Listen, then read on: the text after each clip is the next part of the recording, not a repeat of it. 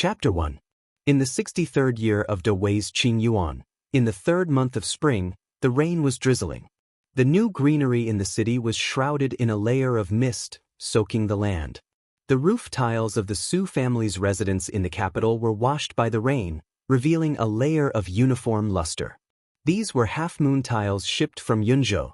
It was said that when moonlight shone on the roof, it would look like fireflies perched on the roof.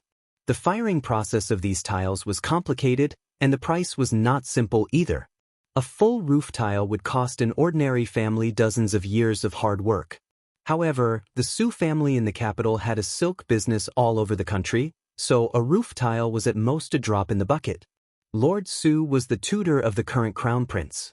He had 2 sons. The eldest, Su Zhiheng, stood alone. At a young age, he was already a Hanlin scholar, and everyone in the capital praised him. Su Zhiheng also had a wife. When he was 18, he married the daughter of the second master of the He family, He Yan. The eldest son of the He family, He Rufei, was the current emperor's general Fei Hong. The marriage between a scholar and a warrior could be considered a well-matched match. "Madam, what would you like?" A delicate maidservant in a thin gown handed her a cup of hot tea and asked crisply. "I'm going out for a walk," He Yan replied and drank the tea in one gulp. "But it's raining outside." "It's fine, I'll hold an umbrella." The maidservant looked at the young woman in front of her. The Su family was a scholarly family, and the women were all dressed elegantly. Young Mistress Su was the same.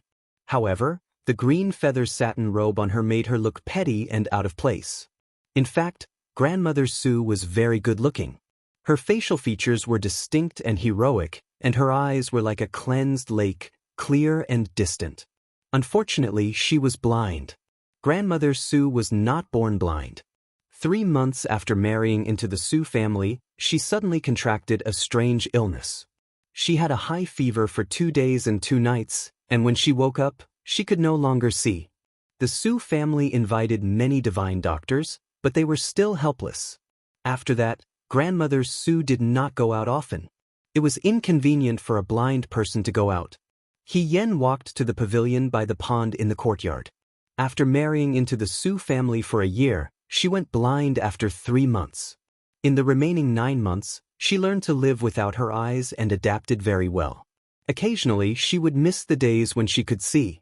For example, right now, she could hear the sound of rainwater falling into the pond and feel the red carps fighting for food in the pond, but she couldn't see anything. An unseen spring was a good spring, just like an unseen person. Perhaps she had gone blind too early, so she couldn't even remember Su Zhiheng's current appearance. The only thing she could remember was when she saw Su Zhiheng when she was 14 years old. The young man in green stretched out his hand to her with a warm smile. The current Su Zhiheng would not stretch out his hand to her. Although He Yan treated her gently and politely, there was a layer of something between them. He Yan could feel it, but she wouldn't say it. When she was young, she had spent many years in the military. She had learned to deal with men as a man, but she didn't know how to be a woman. Therefore, she could only watch Su Zhiheng and his concubine mother, Madame He, being gentle and affectionate. She felt sad and tired. She simply couldn't see it anymore. Even these heart-wrenching scenes were saved, so she had a lot of leisure time. She sat quietly in the pavilion. Suddenly, she remembered the years when she was young and the days when she followed the army. It was also a spring day like this. The rain was drizzling. She sat in the middle of the soldiers and drank a bowl of strong wine with a smile. She felt her whole body heat up. This heat engulfed her body in a flash. He Yan supported herself on the railing. Waves of sweetness gushed out from her throat. With a piu sound, she spat out a mouthful of blood. Someone's footsteps slowly approached. He Yan asked, "Shall I?" There was no answer. The footsteps stopped. He Yan frowned slightly. "Madam He?" A moment later, a woman's voice sounded. "Madam has good hearing." A strange feeling rose in her chest. Her many years of intuition made her subconsciously take a defensive posture. Madam He had always been gentle and careful. She didn't say many words to her in the Fu. Suddenly, she came and spoke in such a proud tone. He Yan felt uneasy, but she also felt strange. She wasn't a competent mistress. In the Fu, she was more like a decoration. She couldn't stop Madame He from seeking favor. A blind person was no threat to Madame He. Madame He didn't need to and had no reason to deal with her. What's the matter? He Wanru stroked the hairpin in her hair. It was Su Jiheng who gave it to her yesterday. Suddenly, she remembered that the person in front of her couldn't see. She regretfully withdrew her hand and said, "Madam, you are pregnant." He Yen froze in place. "A few days ago, the doctor who looked at your eyes took your pulse. You are pregnant." He Yen didn't know what to do, but a trace of joy appeared. She was about to speak when she heard Madame He sigh again. "What a pity! What a pity!" He Yan's smile disappeared. She asked, "What's a pity?" "It's a pity that this child can't be kept." He Yen said sternly, "Madame He, how dare you?" Her long, shapely eyebrows were raised, and her gaze was like a knife. Although she was blind, her expression was frightening. He Wanru's hair stood on end. But after a moment, she steadied her mind and said, "I'm not the only one who said this, General He." He Yan's scalp went numb when she heard the words, General He. She asked, "What do you know?" "I know everything that I should know. I also know everything that I shouldn't know." "General He, with such a big secret, how can the He family and Su family dare to tolerate you?" He Yen couldn't speak. Before the He family had a general like General Fei Hong, they were like all the noble families in Dawei. They were even on the verge of decline. 19 years ago, the He family's sisters-in-law gave birth at the same time. The He family's eldest young mistress gave birth to He Rufei, and the He family's second young mistress gave birth to He Yen. He Rufei should have the title of nobility, but He Rufei was born with a weak body. The doctor said that he wouldn't live past the age of 3. He Rufei died, and the title of nobility was taken away from the He family. The entire family was left with nothing. The He family discussed it and made a bold decision. He Yen replaced He Rufei. He Rufei lied that he was He Yen. He was born with a weak body and was sent to the temple to recuperate. He Yen grew up with He Rufei's identity. Although she was born in the second branch, she grew up in the first branch. Since she was young, she thought of herself as a boy and liked to practice martial arts. When she was 14, she joined the Fuyue army behind her family's back. Gradually, she became famous in the military campaigns. She even received the title of General Fei Hong from the emperor and had the opportunity to enter the palace to meet the emperor.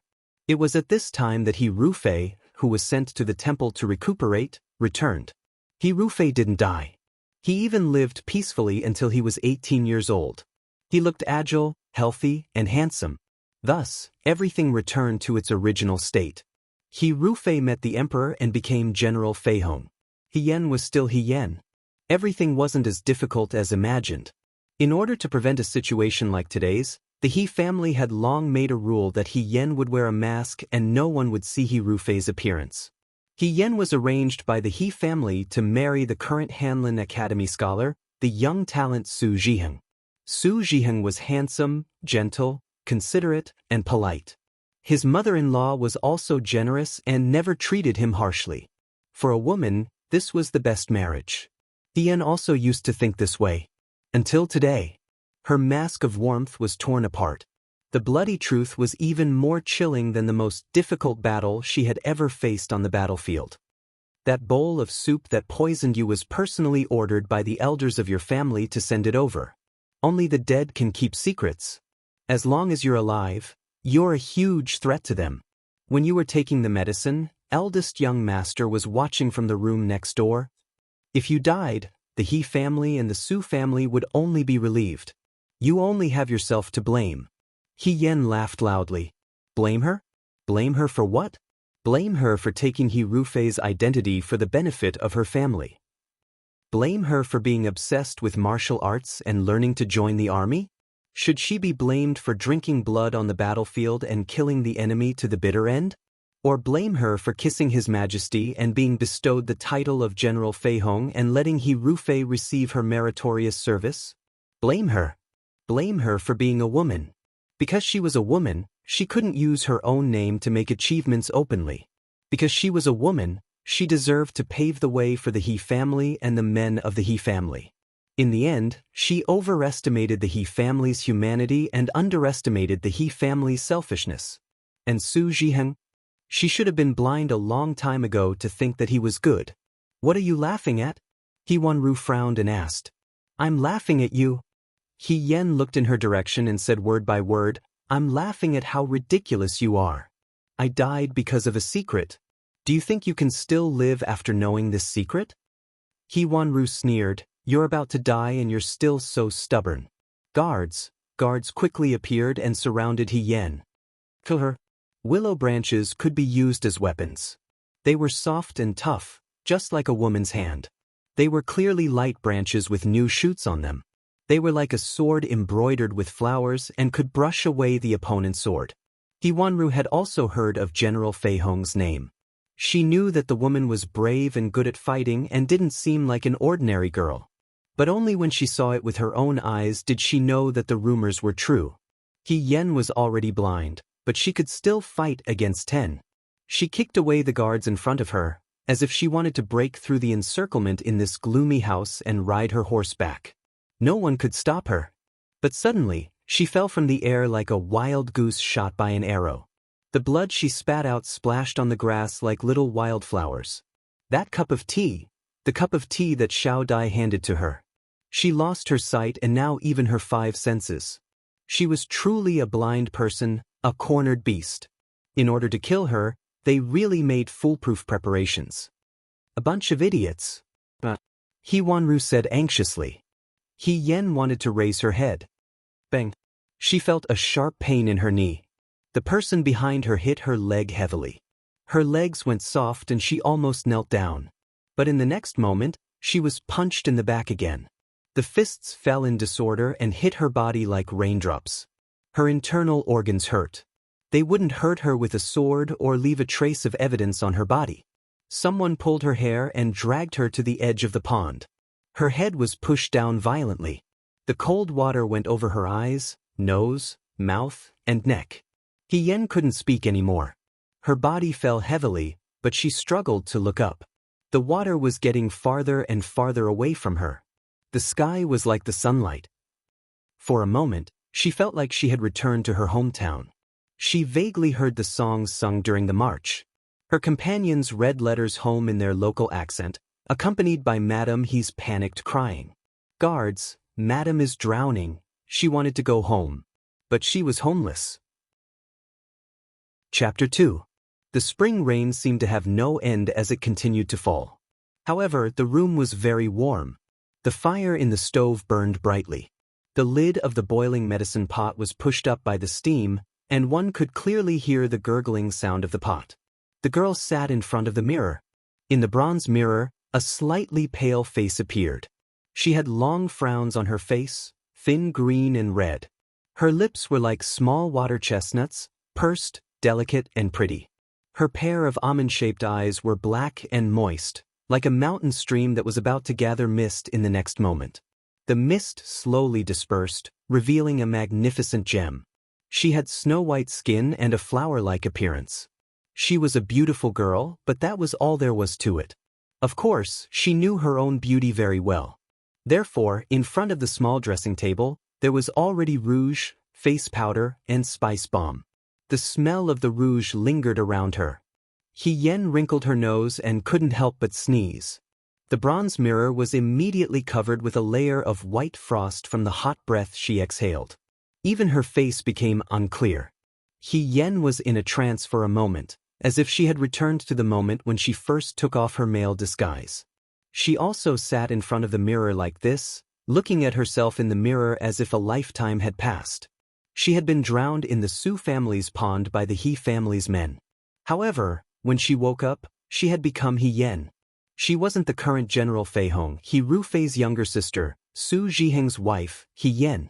Instead, she was the owner of this dilapidated house, the 9th-ranked military officer of the city gate, He Sui's eldest daughter, He Yen. They were both He Yen. Their statuses were as different as clouds and mud. Yen, why didn't you say you were awake? Accompanied by a voice from outside, the door curtain was lifted and a figure swept in with a cold wind. It was a middle-aged man with sideburns. He had a square face, dark skin, and a tall figure. He looked like a clumsy but strong bear. His smile carried a trace of cautiousness. Seeing that there was no one in the room, he shouted loudly, "Qing Mei, where's Qing Mei?" "Qing Mei went to pick medicinal herbs," He Yen said softly. The man scratched his head and said, "Oh, then Daddy will pour it for you." The white porcelain bowl was not even as big as the man's palm. He knew this, so he poured the medicine very carefully. The room was immediately filled with the bitter fragrance of the herbs. He Yen looked at the plum blossoms on the side of the medicine bowl and shifted his gaze to the man's face. This was He Yen's father, the captain of the city gate, He Sui. The word father was unfamiliar to He Yen. Her biological father should be the second master of the He family, He Yuanyang. However, because she had taken on the identity of He Rufei, she could only call He Yuanliang's second uncle. Her adoptive father, He Yuanxing, was actually her uncle. The relationship between her adoptive father and her wasn't very close. When she first proposed to learn martial arts, their relationship had dropped to the freezing point. It was only after she earned merits and received the emperor's commendation that she became enthusiastic. In the past few years, although the first branch didn't deprive her of food and drink, they didn't really understand what she was thinking. When He Yen was young, she thought it was because he wasn't her biological father. However, her biological father, He Yuanliang, also treated her indifferently.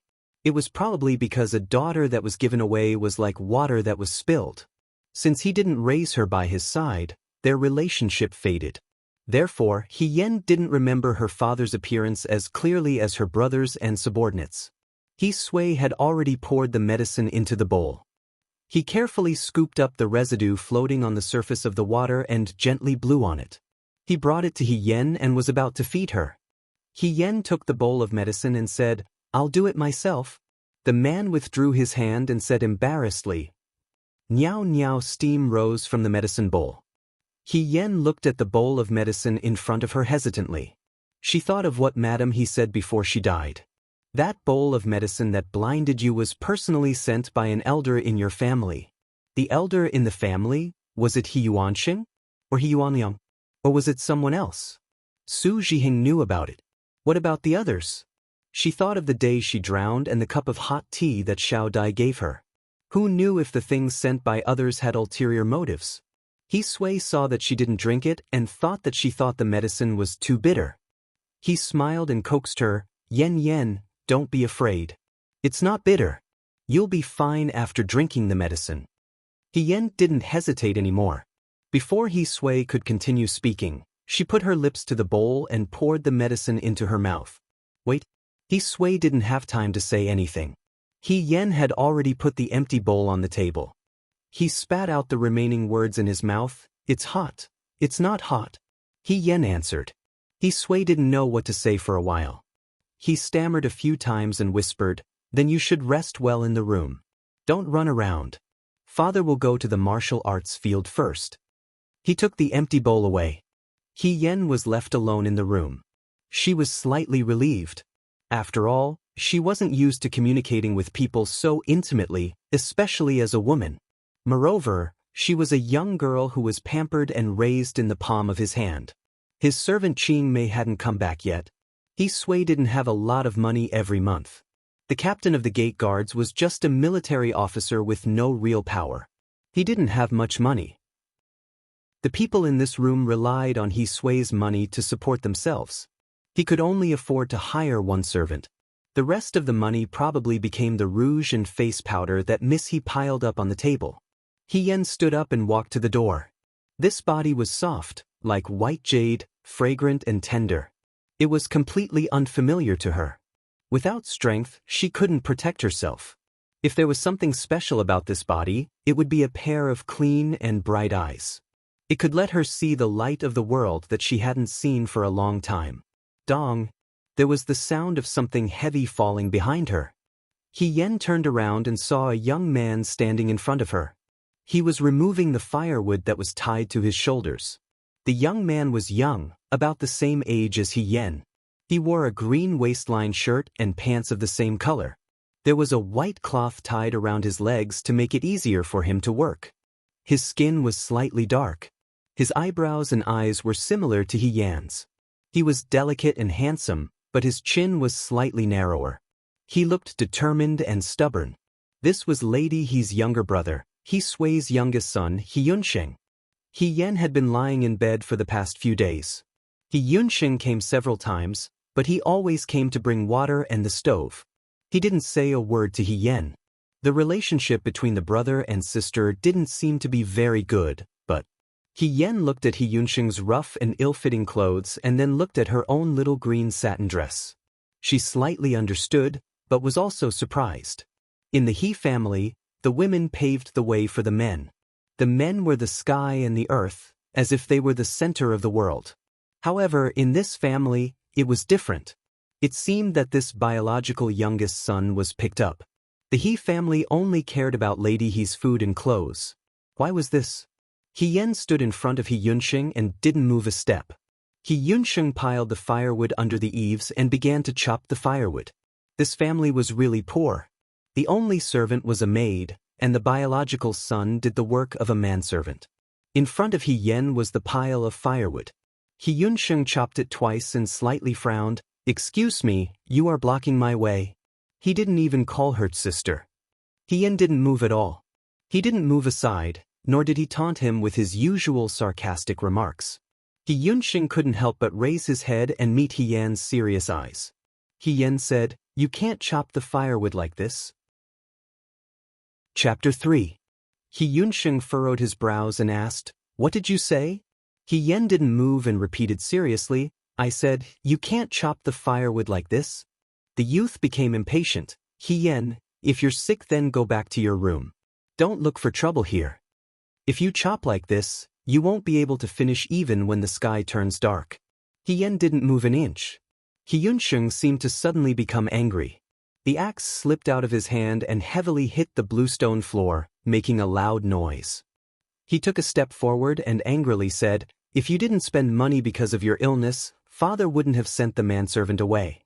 You still know that you have to chop until the sky turns dark. If you haven't chopped firewood before, then don't point fingers. If you're so good at chopping, then do it." He Yan's heart slightly moved.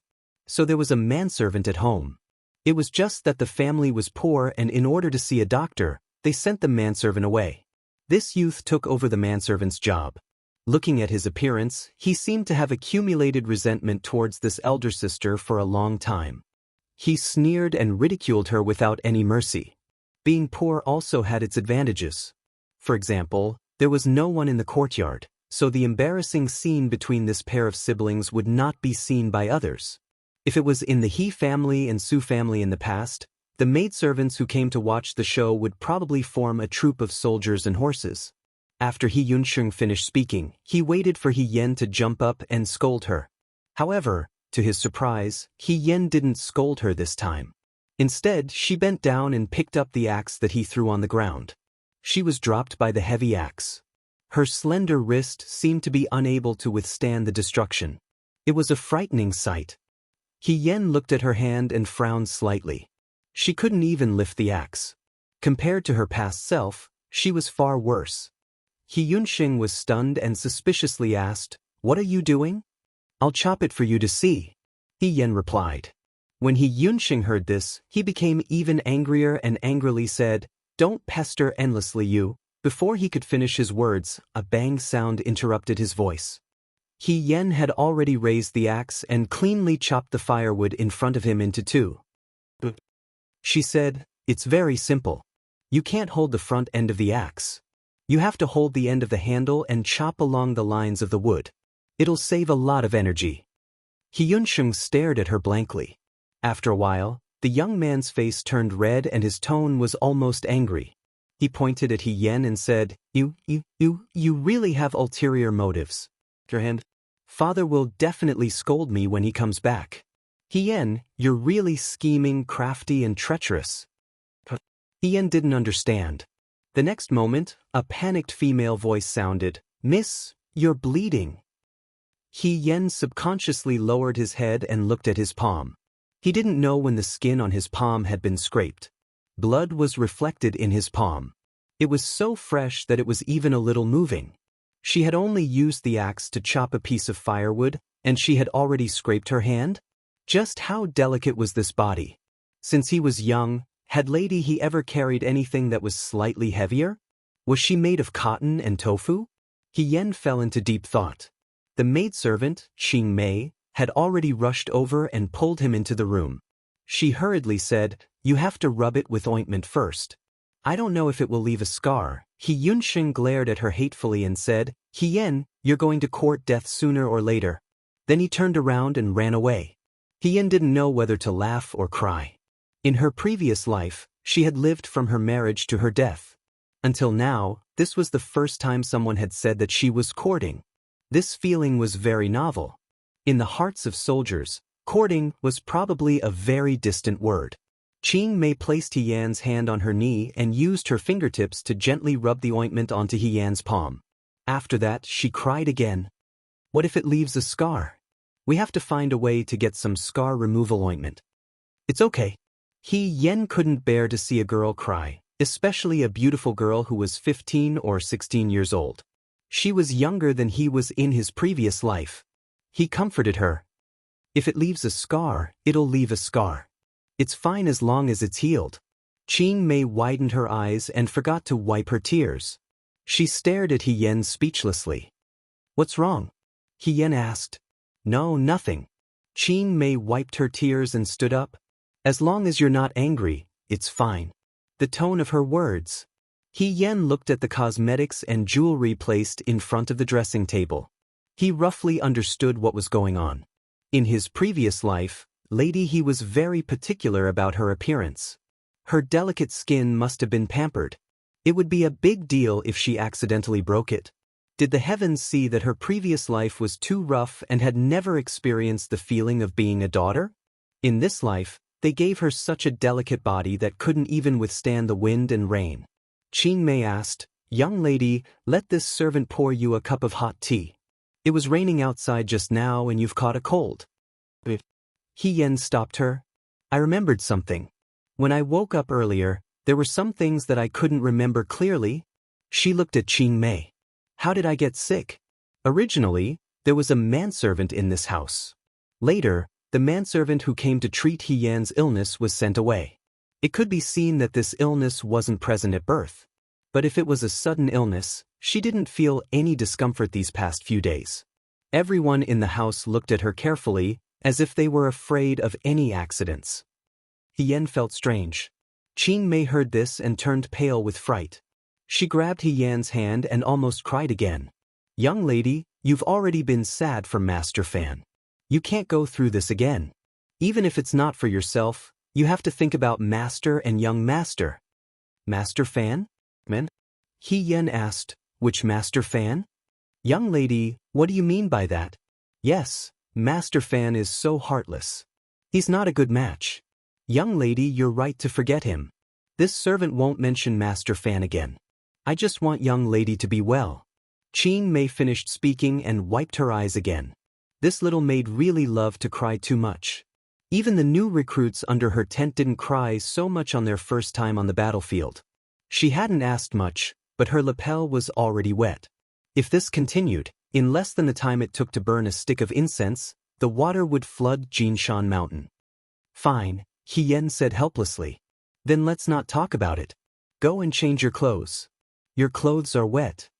Qing Mei stared at He Yen with wide eyes. She saw that He Yen was calm and didn't look like he was about to collapse. She hesitated for a moment and said, "Then this servant will go and change. Young lady, please wait for this servant. This servant will be right back." Then she walked away, looking back every few steps. The house became quiet again. He Yen stretched out his hand and opened his palm. Qing Mei's ointment was still in her hand. She looked at her delicate hand, lost in thought. Women were naturally weaker than men. In order to practice hand strength, He Yen used to sneak out of the manor's back door every day before dawn and climb up Donghuang Mountain in the capital to help the monks carry water and chop firewood. In the beginning, the skin on her hands was also worn out like this. Gradually, calluses grew on her hands, and she was able to carry 2 buckets of water with ease. She could even practice martial arts with Shi hanging from her wrists. She wasn't smart, so she could only use stupid methods. Over time, she also gained the qualifications to compete with men. But now, everything was back to square one. Not to mention taking away what originally belonged to her, her weak body couldn't bear the brunt of the thorny road she had to walk in the future. Then let's practice, Hien said to herself. Just like before. Perhaps this was a test given to her by heaven as the price for her rebirth. But there was nothing to be afraid of. She was just starting all over again. Chapter 4. The next day, the rain stopped and it was a beautiful sunny day. The blue stone in the courtyard was warm from the sun and had a lush green color. Hien woke up when the rooster crowed for the third time. When Qing Mei woke up, she found Hien was not in bed and was shocked. She looked around and found Hien sitting on the stone block in the courtyard in a daze. She was relieved. "Miss, why are you up so early? Is it because the quilt is too thin and cold?" Qing Mei asked. "It's nothing, I can't sleep," Hien replied. She did not have the habit of being lazy. In the military camp, she could not relax for even a moment. Even at night, she had to be on guard against the enemy's surprise attack, so she was always alert. Moreover, she wanted to practice martial arts when she was young, so she really did dance at the sound of the rooster. Later, when she married into the Su family, she still could not change her old habits and was ridiculed behind her back. However, after she became blind, she did not wake up so early. There was no difference between day and night to her. She still woke up when the rooster crowed, but she would wait until everyone in the courtyard had woken up before she followed. She wanted to make herself feel less out of place. "Where is father?" she asked. "Master has already gone to the military field. Young master has also just woken up. Miss, change your clothes and come eat," Qing Mei said and trotted to the kitchen. There was only one servant in the house, but there was a lot of work. There were always times when there was not enough manpower. When Hien arrived at the hall, Hyunxing had already sat down at the table and started eating. The young man was the same as yesterday. He was dressed like a peddler and was very careless. When he saw Hien, he only took a glance and then looked away. He picked up the bowl and drank the porridge. The meal was simple porridge and side dishes. With the He family's financial situation, they could not afford to eat any exquisite dishes. Even so, there was a plate of desserts on the table. They did not look very exquisite and the aroma was coarse. He Sui specially prepared them for his daughter. Hien also picked up the bowl and drank the porridge. She drank it very quickly. Qing Mei and Hyunxing were slightly surprised. In the past, Hien was picky and refused to eat properly. In the end, he would reluctantly eat a bowl of porridge and only finish it after a long time. After finishing the porridge, she didn't immediately reach for the desserts on the plate. He Sui prepared them for her. Qing Mei wouldn't eat them, let alone Hyunxing. Hyunxing put the bowl on the table and stood up. Hien looked up and asked, "Where are you going?"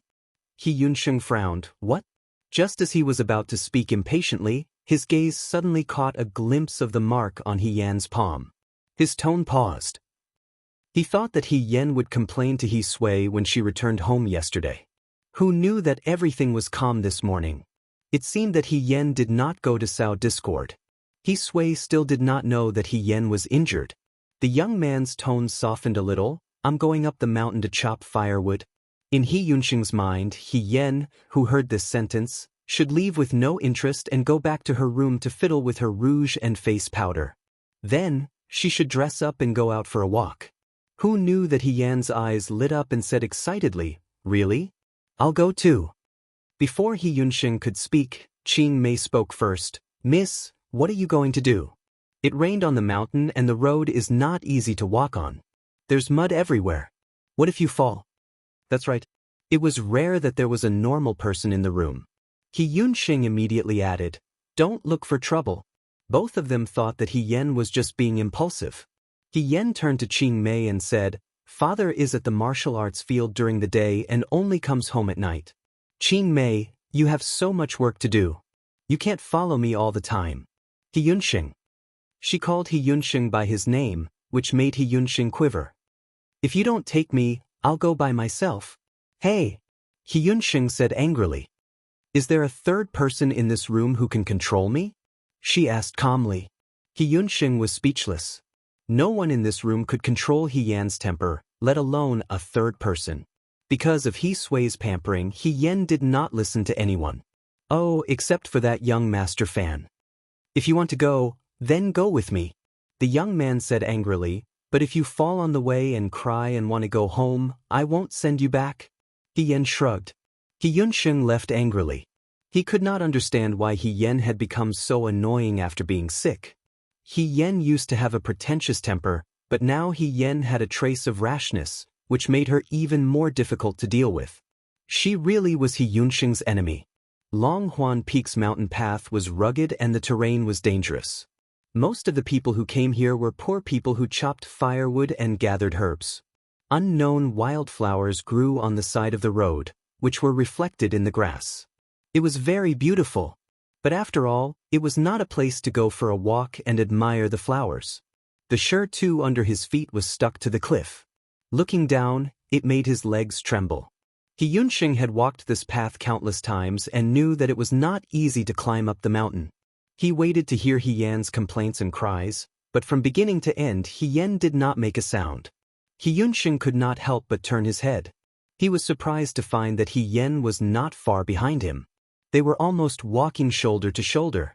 How was this possible? Even a man would find it difficult to walk this path, not to mention He Yan was a delicate young lady. In the past, when she walked far away, she had to rub her knees. When did she have such good stamina? Why are you looking at me? He Yan stared at him strangely. Aren't you going to continue walking? He Yunxing did not say anything and turned back to continue walking. She must be faking it. She must not be able to hold on any longer. He Yan looked at her legs and sighed. The strength in her legs was really weak. After walking with He Yunxing for such a long time, she actually felt tired. It seemed that they still needed some time to break in. It's fine here. He Yunxing stopped and took the axe from his waist. There were a lot of miscellaneous trees here. He Yunxing chose small trees, which were more convenient to chop. He pointed to two next to He Yan. You can sit here for a while. I need to chop for 2 hours. Right here?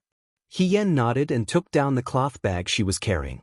He Yunxing stared blankly as she took out an axe from her cloth bag. What are you doing?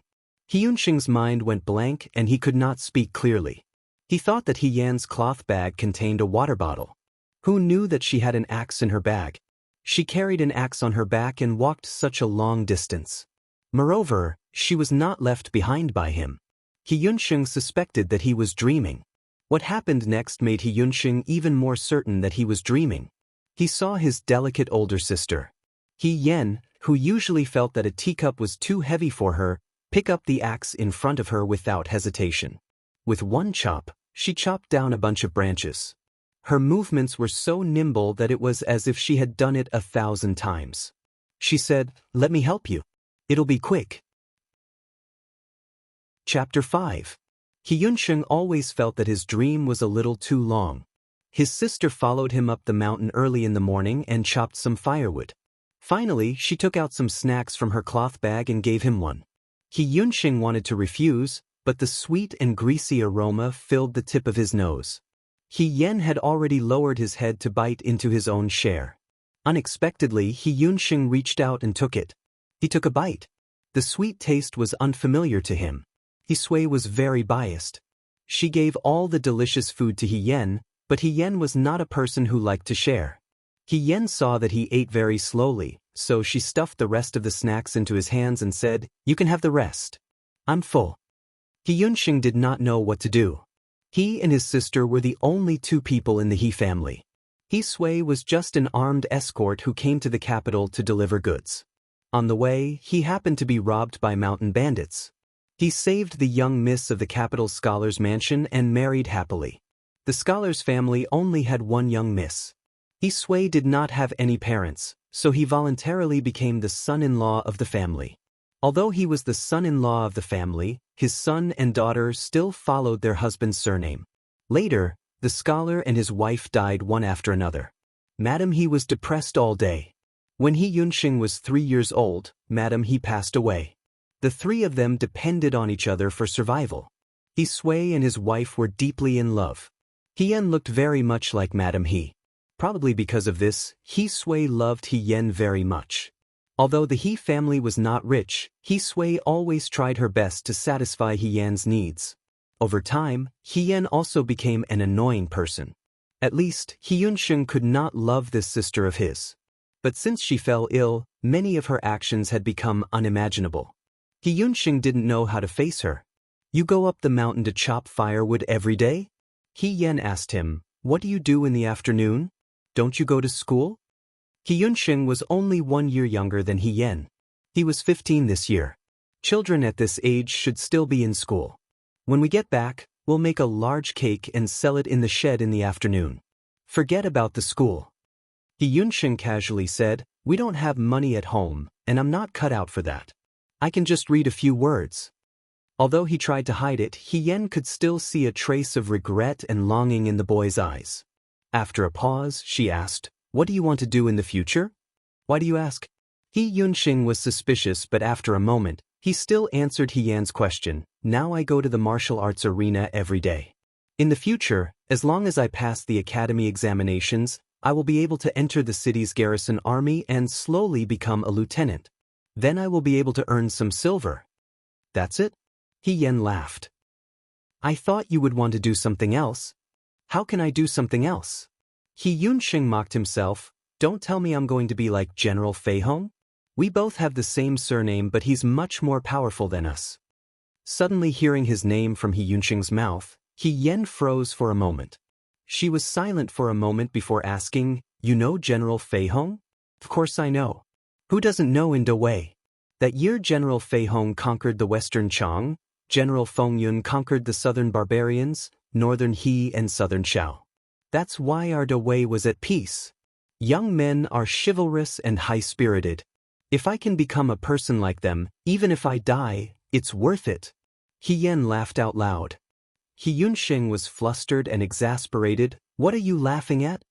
But just chopping firewood and selling large cake, you can't become a person like them. That year General Feihong and General Fengyun weren't people who could be successful just by casually learning in the martial arts arena." "Of course I know." Hyunsheng's face turned red. "But which young man didn't want to make a name for themselves?" Hyunsheng was at the age where he was hot-blooded. Moreover, the current situation was really holding him back. Hien said, "From tomorrow onwards, I'll go with you to the mountains every day to chop firewood and sell large cakes." Hyunsheng jumped up from the chair too. "Hien, are you crazy? Today's matter could be said to be a spur-of-the-moment thing. If she came every day..." Hien was afraid that her brain was damaged because of her illness. Without waiting for Hyunsheng to speak, Hien had already stood up and patted the dust off her body. "Since you're done eating, let's continue working. Spring waits for no one." Hyunsheng. After the spring rain, it was sunny for more than 10 days. Recently, Qing Mei had something on her mind. In the past, eldest miss always ordered her to do this and that. Eldest miss, who made her serve her personally, didn't look for her anymore. During the day, she went out with Hyunsheng. At night, when Qing Mei wanted to help Hien freshen up, Hien also sent her out. The only thing she could do was to get up in the morning to comb Hien's hair. Qing Mei was sick at heart with worry. If this went on, would she also be kicked out of the house like those manservants who were sent away by He Sui? After all, eldest miss didn't need her anymore. Hyunsheng also had a lot on his mind. For more than half a month, Hien went to Longhuan Peak with him every morning to chop firewood. Unexpectedly, she woke up earlier than him. Hien went up the mountain and tied a sandbag to her hands and feet. Hyunsheng secretly waited. It was very heavy. Hien carried such a thing every day and went up the mountain with him to chop firewood. She didn't complain at all. It was as if she didn't know what tiredness was. However, Hyunsheng saw that the delicate skin of her palms had been abraded many times. She simply wrapped a cloth around her hands. The benefits of doing this were obvious. After half a month, Hien walked faster than him and chopped more firewood than him. Hyunsheng wondered if the sandbag was really so magical. Should he secretly tie 2 sandbags? 2 people chopping firewood was faster than 1 person chopping firewood. The extra time could be used to sell more cakes. Hien was a woman after all. It wasn't good for her to make a living in public. He Yunsheng also reminded her, but He Yen didn't care at all. He Yunsheng felt a headache coming on. If He Sui knew that He Yen had been with him these days, either chopping firewood in the mountains or going out to sell cakes, he would definitely whip him. Fortunately, He Sui didn't know. Not only did He Sui not know, but he was happy every day. His son and daughter, who used to quarrel endlessly, were much closer recently. They could sit at the same table and eat together. Sometimes they would even chat. He Sui was very satisfied. He was much kinder to the new soldiers on the school field. After all, everything would prosper if the family lived in harmony. At this moment, He Yen was sitting in front of the dressing table. Qing Mei looked at her anxiously. Ever since He Yen recovered from her illness, she didn't like to look in the mirror. She also didn't like to fiddle with her rouge and face powder. Now that she was fiddling with it again, Qing Mei was a little nervous. Recently, the household's expenses were very poor. He Yen wanted to buy new lipstick at this time, but she didn't have the money. He Yen flipped through the face powder on the table and felt a headache coming on. These things had already been used. They couldn't be sold for money. She flipped through a few more times and found a few hairpins and jewelry. They were all made of silver and the quality was average. They were not as good as the ones she used to wear in the Su family. However, she didn't care so much now. She found all the jewelry and handed them to Qing Mei. Take these to the pawn shop and pawn them. Pawn them until you die. You'll get more money. Qing Mei's eyes widened. But, we're very poor now. He Yen explained to her earnestly. These can't be eaten. She had to pawn the jewelry and get some money. It would be best if she could get enough money for He Yunsheng to go to school. Since she had taken over Lady He's body, she should at least do something for the He family. After she took care of these things, she could do her own things with peace of mind. For example, she could settle an old debt. Chapter 6.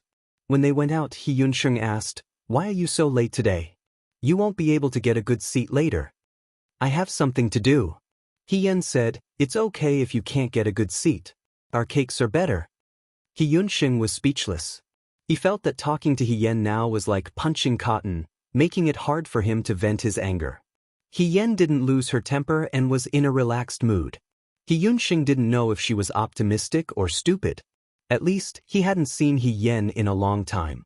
The shed was set up on a street in the west of the city. Opposite was the capital's largest restaurant, Zueyu Court. Guests came and went, and the small business here was very good. But the shed was only so big, so they had to go there early to get a good seat. He Yunsheng took out the big cake from the steamer. The Nai cake was a kind of pastry. It was made of peeled and pitted raw plums, blanched with white plum and licorice soup, and then filled with honey, pine nuts, olive kernels, walnut kernels, and melon kernels. It was put into a small steamer and steamed until it was ripe. It was sour and sweet, very delicious, and not expensive. He Yunsheng came to sell the big cake, and he could make money every month to support his family. The sun was warm and comfortable, and people came to buy one or two from time to time. By the time the sun turned to the east of Zueyu Court, they would probably be sold out. He Yen watched He Yunsheng work. He Yunsheng was very capable, and it reminded her of the children in the army camp. Most of the children in the army camp were from poor families, and the young masters of rich families were not willing to let them go to war. Those poor children went to war just for a bite to eat. So before that, they did all kinds of work, and they could do anything. Although she had never been poor, she had been through it. "Hey, give me one. Isn't this Lady He?" A voice interrupted He Yan's thoughts. She looked up and saw a long-faced man in front of her. His hair was combed into a shiny bun, and he had the head of a deer and the eyes of a mouse. He was dressed in white, but he was neither fish nor fowl. He raised his hand and was about to put it on He Yan's shoulder, but He Yen dodged to the side. The man missed and regretfully retracted his hand, saying, "Lady He, long time no see. You didn't go out much these days. So you're here to sell cakes with young Master He? How can you do this kind of thing? It's hard." His tone made it sound like they were close. He Yen didn't understand and looked at He Yunsheng. He Yunsheng's face was filled with anger as he reprimanded, "Wang Jiugui, stay away from my sister." "Brat, your sister doesn't mind." You? Well, I bought some rouge a few days ago and wanted to give it to you. Since I happened to meet you today, I want to give it to you. I wonder if you would do me the honor of going to the Sisui River with me? Yen wanted to laugh at a person who looked like a beggar trying to act like an elegant young master. She had met many people in her 2 lives, both good and bad. But no one dared to tease her like this. I want to sell cakes. I may not be able to go for a walk with you. Yen tactfully declined. You should give this rouge to someone else. Wang Jiogui was stunned. He lived on the same street as the He family. Yan's father was a military officer, so others didn't dare to provoke her. But Yen wasn't a girl who knew her place, and she liked to take advantage of little things. Usually, if he gave her some rouge and powder, she would call him Brother Jiogui. Today, in front of so many people, he was slapped in the face. Wang Jiogui was embarrassed. His smile wasn't as sincere as before. Lady, he can't still be thinking about young Master Fan, right? Young Master Fan is about to get married. Why do you? Shut up. Before he could finish his words, Wang Jiogui felt a punch on his face and fell to the ground with a thud. Yunsheng stood in front of him and pointed to the distance. Get out of here, she said angrily. The 14 or 15-year-old boy was like a half-grown calf, full of strength. Wang Jiogui had been hollowed out by wine and women. He was no match for Yunsheng. His head hurt, his face hurt, and his whole body was flustered. He scrambled to his feet and looked at Yen. She didn't seem to have any intention of apologizing. In fact, she seemed to be interested. Suddenly, a nameless anger surged in his heart. He pointed at Yen with a trembling finger. Yunsheng stood in front of Yen and sneered. What's wrong with us? Wang Jiogui didn't dare to step forward.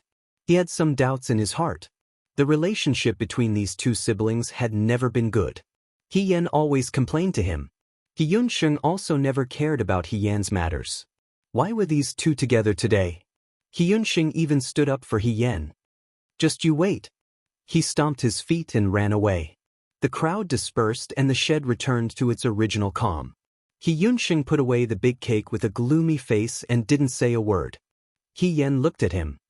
What are you looking at? Yunsheng asked angrily. You did a good job just now. Yen pondered for a moment. It's just that your lower body is a little unstable. Your basic skills aren't very solid. You still need to practice your horse stance at home. Go away. Yunsheng didn't want to talk about it. You're not a martial arts instructor. Yen looked at Yunsheng. Yunsheng was a promising talent. Perhaps it was because he had worked hard since he was young and had a good foundation. Compared to the young masters of the He family, Yunsheng was a good seedling. He shouldn't have bought the big cake here. He should have gone to a better martial arts school to learn his skills. Then let me rephrase. Who is Master Fan? Yunsheng slammed his handkerchief on the table and glared at her. You still dare to say it? What's wrong with Master Fan? Yen glanced at him. Yunsheng mentioned Master Fan as if he was extremely angry. What's wrong? If he didn't provoke you first, you wouldn't have been fooled by him. That kind of young master is a womanizer. You're the only one who would believe him. He's about to get married, and you're still going on a hunger strike for him. You're dying for him, but he's still marrying someone new. You, on the other hand, have become a joke in the capital and you still mention him. Are you trying to anger me to death? With just a few words, Yen roughly understood what was going on. Lady, he was spoiled and spoiled since she was young. How could she raise a peony in a clay basin? She wholeheartedly wanted to marry into a noble family and become a noble lady. By chance, she met a young master from a noble family. The 2 of them secretly fell in love. However, Lady, he gave her heart to the other party, but the other party was just fooling around. A young master from a noble family would never marry the daughter of a military official. Master Fan's family had already found a suitable match for him and was about to get married. How could Lady he let it go? She personally went to ask for an explanation, but was mercilessly kicked out. She couldn't accept it and wanted to commit suicide by hunger strike. Just as she was about to die, Yen woke up and replaced Lady He. It was no wonder that after Yen woke up, everyone in the He family treated her with caution. They were afraid that she would accidentally commit suicide again. He Yunxing was still talking endlessly, scolding He Yen for not being clear-headed. He didn't know that his real sister had long passed away. He Yen wrung her hands in her heart. Lady, he shouldn't have ruined her life for a liar. Life was very precious. It was a waste to give it to someone who wasn't worth it. Moreover, if she passed away like this, the person who betrayed her would still live freely, but the person who truly loved her would be in so much pain that he wished he was dead. What was the point of hurting her loved ones and making her enemies happy? Her experience was somewhat similar to Lady He's. They both had bad relationships, but she was different from Lady He. He Yuanxing, He Yuanliang, He Rufei, Su Zhiheng and He Wanru. She would personally visit them one by one and take back what they owed her. For this, she had done a lot of work. Every morning, she would walk with a sandbag tied to her body in order to regain her strength. Every afternoon, she would sell goods in the marketplace so that she could inquire about the He family and the Su family from all kinds of people. For example, the blind Madame Su had accidentally fallen into the water and drowned a few days ago. The first master of the Su family was inconsolable and bedridden. The entire He family was mourning, and the first master of the He family's hair turned white overnight. General Fei Hong and his sister were very close, so he personally took care of his cousin's funeral. The funeral lasted for 3 days and 3 nights, and the whole city knew about it. These half-truths flew into He Yan's ears like snowflakes, and she could only laugh it off. The truth had been covered up, and she had to uncover it. Before that, she had to live well. Chapter 7. At night, the wind came in through the cracks in the window and made the candlelight sway slightly. He Yen looked at the silver pieces in front of him and asked, "That's all? I've already asked the shopkeeper to give me more." Qing Mei said awkwardly, "But the shopkeeper said that the jewelry can only be exchanged for this much." He Yen nodded. "Then you can leave first." Qing Mei left. He Yen picked up the silver pieces one by one and put them in his palm. There were only 2 pieces in total. She felt that her heart seemed to be broken along with them. When she was in the He family, she didn't lack money. Even if she was really short of money, she could casually take some jewelry or jade pendant to exchange for some money. Later, when she was on the battlefield, she didn't need money. When she returned to the capital, the emperor's rewards filled several courtyards of the He family. She thought of the gold, silver, and jewelry bestowed to General Fei Hong. She could take any one of them and solve the He family's urgent needs. But she wasn't in the He family now. He Yen sighed heavily and finally understood what it meant to be a penny stumped a hero. Money was money. There was one more thing. She also wanted to go to the drill ground. Going up the mountain to chop firewood every day could certainly strengthen her body, but it only increased her physical strength. If she wanted to recover her strength, the fastest way was to go to the drill ground and fight with others, shooting arrows and riding horses. But she didn't know if He Sui, who loved his daughter very much, would agree. She blew out the candle and went to bed. No matter what, everything could wait until tomorrow. The next day, after chopping firewood and going down the mountain, He Yunxing had lunch and went to sell cakes. He Yen looked at his big basket full of cakes and asked, "You made so many cakes. Can you sell them all?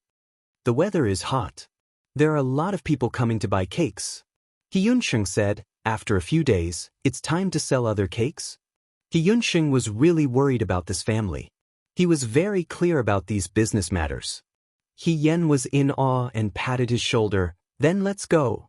He Yunxing's body stiffened. He Yan's action was really very manly. When they arrived at the shack, there weren't many peddlers because they had arrived early. The 2 of them found a good spot near the street. He took out the big cake. It was the beginning of April. When the sun came out in the afternoon, it felt like summer.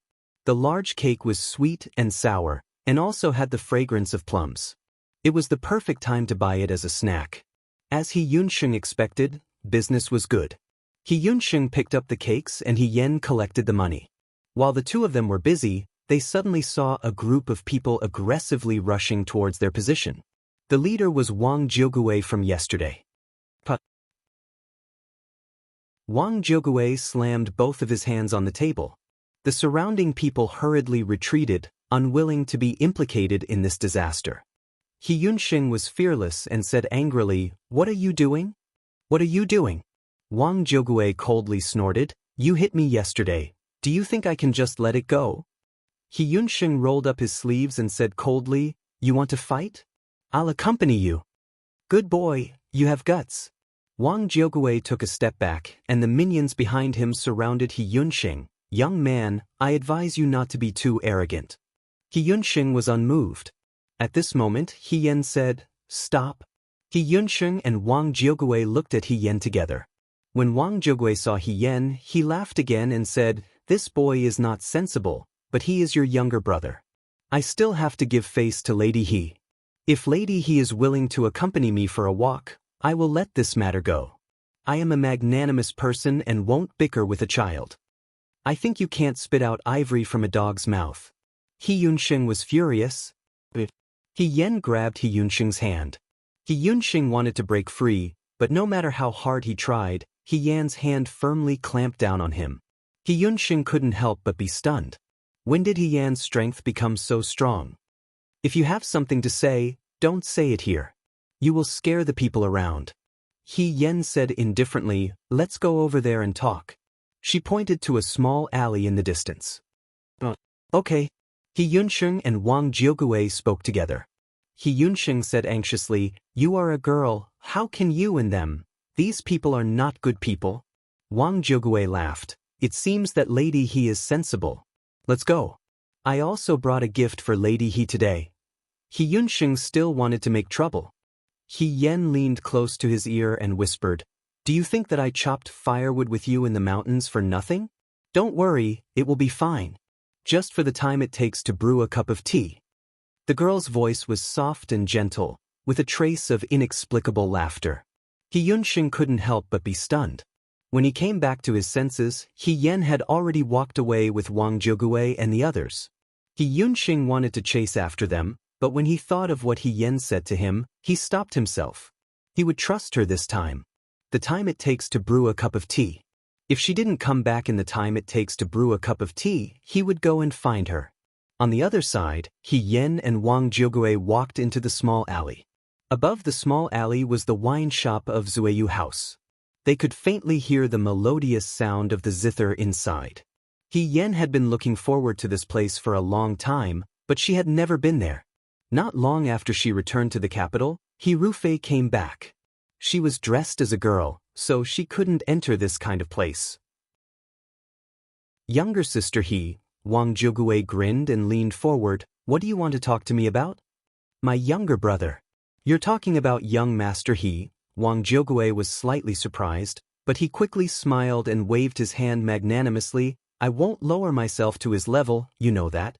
He took out a round powder box the color of a duck's egg from his bosom, and touched He Yan's face with his other hand. "I have you in my heart. From now on, we are a family." Before Wang Jiugui could finish his words, they were replaced by a scream. In Zueyu House, the zither string trembled slightly because of this scream. A wrong note was plucked, like a scratch on a beautiful jade, abrupt and regretful. Someone asked in confusion, "What's that sound?" A corner of the muslin curtain was lifted by the handle of the fan. The teacup was exquisite, but it was not as slender as the fingers holding the tea. He Yen let go of his hand, and Wang Jiugui's arm hung limply, his face full of horror. He Yen smiled faintly, raised his hand, and the box of powder box smashed towards Wang Jiugui's head, smashing white foam on his face. "Thank you for your gift, but I don't like this kind of inferior powder. Remember, don't give me this kind of thing in the future." "Slut. Hit him." Wang Jiugui wailed but didn't forget to give the order. When the young girl heard this, it was as if she had heard a joke. Her eyes curved, and her laughter was as clear as a mountain spring. She was really happy. The spring breeze blew up the corner of her skirt. Her black hair, snow-white skin, almond-shaped eyes were bright and benevolent. She was like a dainty young lady walking on the blue road. But the words she said were terrifying. She rubbed her wrist and said with a smile, "You better not regret it." Chapter 8. Wang Jiugui felt that he must be dreaming. He pinched his thigh hard and immediately cried out in pain, "Ouch!" It didn't seem like a dream. But if it wasn't a dream, how could he explain what was happening in front of him? In just a moment his lackeys were all lying on the ground. The culprit had one foot on the stone steps and was brushing the dust off her clothes. Feeling Wang Jiogui's gaze, she looked over. Her eyes were clear and bright, making Wang Jiogui's hair stand. He had never seen He Yan like this. He Yan wasn't like this. He Yan was beautiful, mean, greedy, vain, and liked to take advantage of others. There were countless women like this in Shuo City. Most of them were arrogant, but their lives were thin. The good ones could become concubines in rich families. The bad ones would marry an ordinary person and live a sad life. He Sui raised her like a young lady. He Yan had never touched any sharp weapons in her life. Her hands were either playing the zither or painting. At least, they weren't used to hit people. But just now, Wang Jiugui saw her hands clenched into fists and punched the man beside him to the ground. He still remembered that He Yan had just grabbed his arm. Before his body could go numb, he felt pain in his arm and screamed. How were those fingers? They were sharper than an axe. This woman was too scary. What kind of medicine did she eat? She became so strong overnight. She could defeat more than 10 people by herself? Wang Jiugui wanted to cry. He hadn't thought about how to beg for mercy when he saw the girl walking towards him. Grand and, please spare me. His rationality disappeared at this moment. Wang Jiugui blurted out, I didn't recognize Mount Tai. Please be magnanimous and let me go. Don't give me this kind of gift in the future. He Yan said gently, I don't like it. Okay. Wang Jiugui said, okay, several times. Afraid that He Yan didn't believe him, he added, tell me what you like. I'll buy it for you. Is that okay? That won't be necessary, I won't accept a reward if it's not deserved. He Yan laughed. We're all neighbors, don't make such jokes in the future. Yes. Wang Jiugui was moved to tears. But I have something to ask you, she said. A moment later, He Yan left a mess on the ground and left in a relaxed manner, leaving behind groans and groans. She walked briskly and did not know that after she left, on a certain floor of the drunken Jade Tower, someone released the hand holding the fan, and the gauze curtain covered the mess downstairs. When did the women in the capital become so fierce and fierce? This was a brisk voice that was filled with laughter and ridicule. Could this be the reason why Uncle is still unwilling to get married? His words were not answered. The man continued, Uncle, why don't we ask around and find out which family that young lady was from? If she's not bad, why don't you take her in as one of your female guards? The night you... Bang! Someone's fingertips lightly tapped the table, and the tea lid on the half-cup accurately flew into his mouth with a whoosh, leaving him speechless. Woo. The man was unwilling to give up and made threatening gestures. If you say one more word of nonsense, I'll throw you down from here. A lazy and indifferent voice interrupted the other's complaints. The room quieted down. The plucked strings of flowing light slowly flowed through the elegant room, covering the spring scenery outside the window. The tea continued to be drunk. Someone muttered, stingy, but it was quickly drowned out by the sound of the zither. He Yunsheng saw that He Yan came back safe and sound and was relieved. Are you okay? Where are Wang Jiugui and the others? He Yunsheng didn't see Wang Jiugui's figure and asked. I tried to reason with them and move them emotionally, and they left. They also said that they will come another day to apologize and won't do such a thing in the future. He Yan said, don't worry about them, just continue to sell cakes. He Yunsheng looked at her suspiciously. If Wang Jiugui was really so reasonable, he wouldn't be called Wang Jiugui. But He Yan didn't look like she wanted to say more, and she didn't look like she was hurt. He Yunsheng was a young man, so he quickly put this matter to the back of his mind. At night, after dinner, He Yunsheng wanted to go to bed, but He Yan stopped him. What's the matter? Do you have clean clothes? He Yan asked. He Yunsheng didn't understand. I want to see if there's anything on your clothes that needs to be mended. He Yan said, I can help to mend it at night. He Yunsheng's expression was about to crack. Ever since he was born, this was the first time He Yan had asked to mend his clothes. For a moment, the young man's heart was filled with a strange feeling, but he asked hesitantly, have you done needlework before?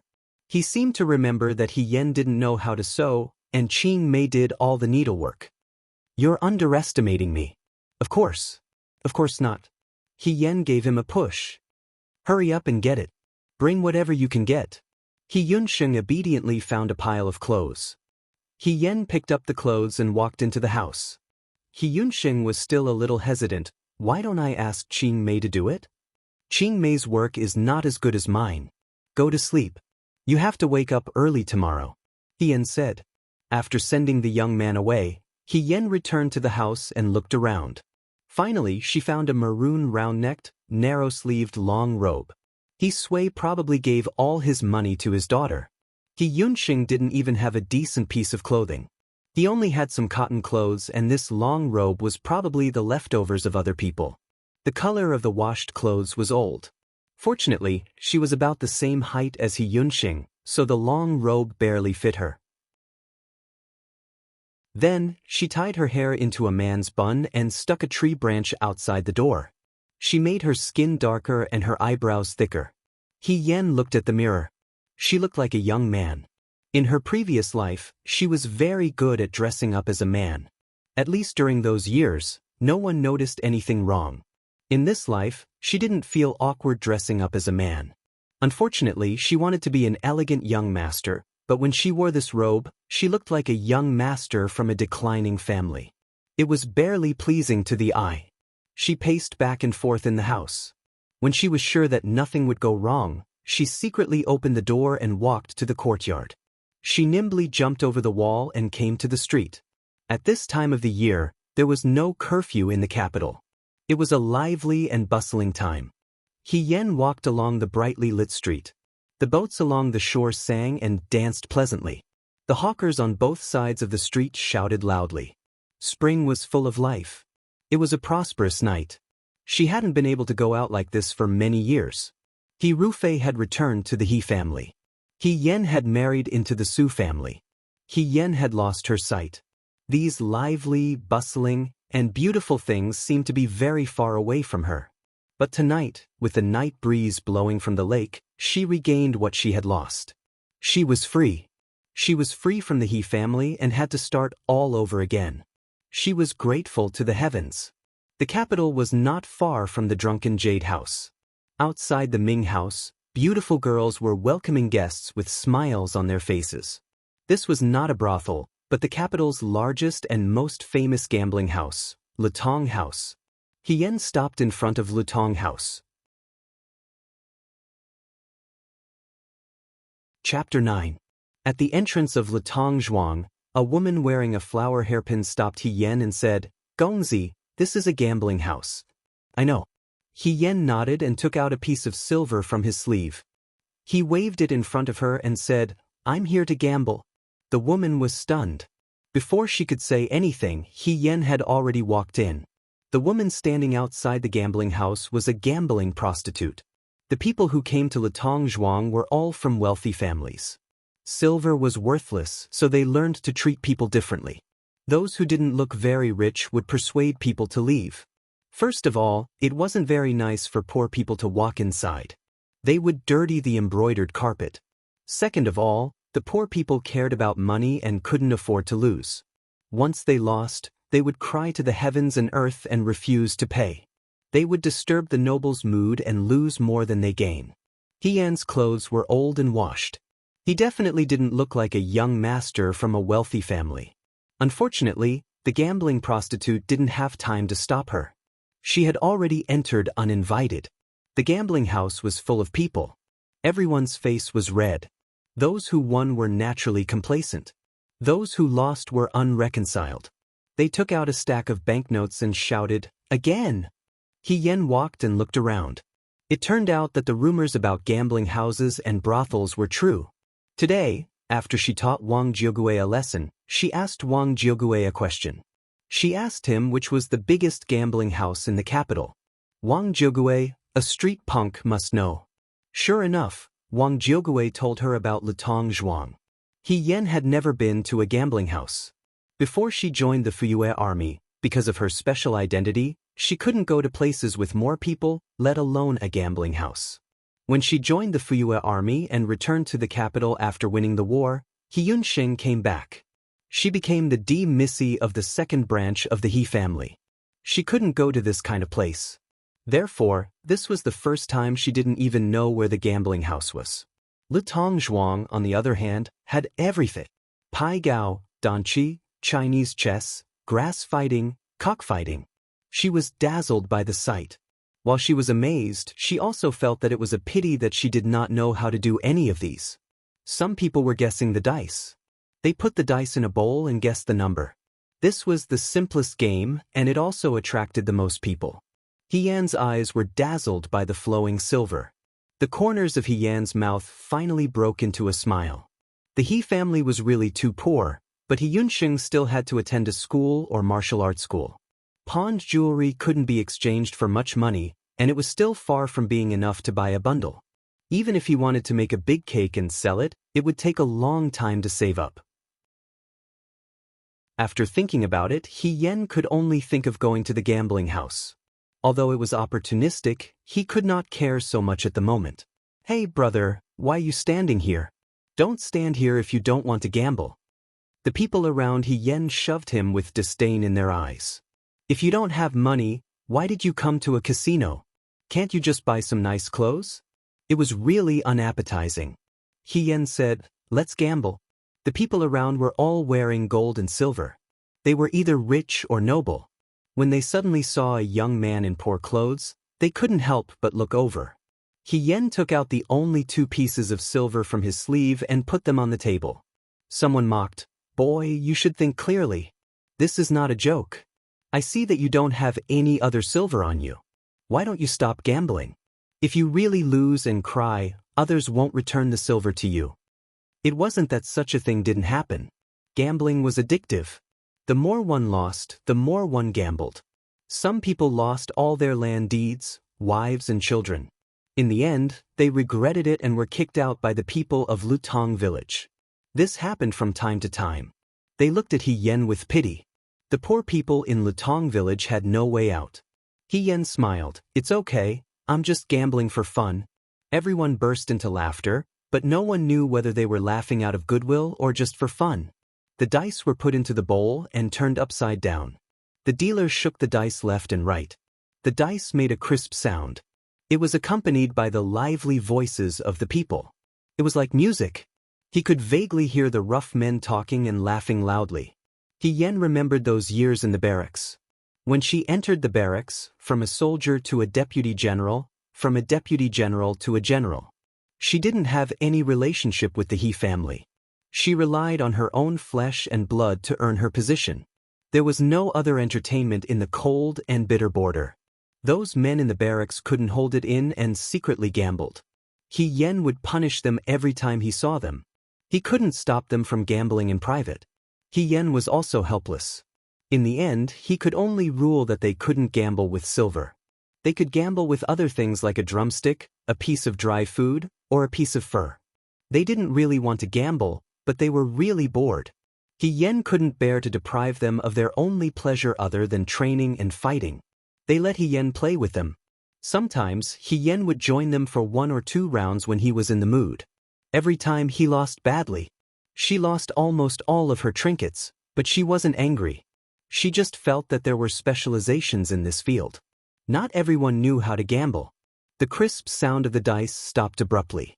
The dealer put down the bowl and looked at her. "Big," He Yan said. "Open." The bowl was opened. 2 dice lay quietly on the table. Everyone held their breath and looked over. The 2 dice, 1 5 and 1 6, were indeed big. Everyone was a little surprised. After a moment, the man who laughed at He Yan laughed. "You're lucky. Take this money and get some good clothes." Some scattered silver and banknotes were piled up in front of He Yan. He Yan pushed the silver out again.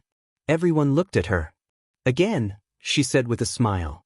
Someone couldn't help but say, "Hey, this kid is a little arrogant. Brother, you'd better quit while you're ahead. It's good enough that you won." This was a kind advice. Do you really think you'll always be so lucky? Ha, children are so naive.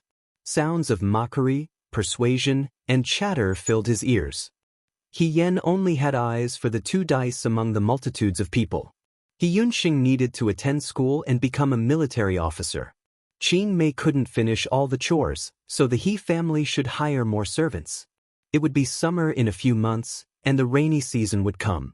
Some of the tiles on the He family's door were missing, so it would definitely leak. Both inside and outside, they needed silver. She wanted to find out about Su Zhiheng and He Rufei, so she couldn't do without silver. She didn't need a lot of silver, but she definitely couldn't do without it. Otherwise, when she couldn't move an inch, she would know that life was difficult. Have you thought it through? The middle-aged man who shook the dice stroked his beard and smiled kindly. He Yen returned a polite smile. Fin. Chapter 10. Money was piled up on the table, and some people stacked their jade pendants on top of them. A young and inexperienced boy who had good luck after good fortune naturally attracted the attention of others. Not long after, the place was filled with people who wanted to watch the fun. Big. Open.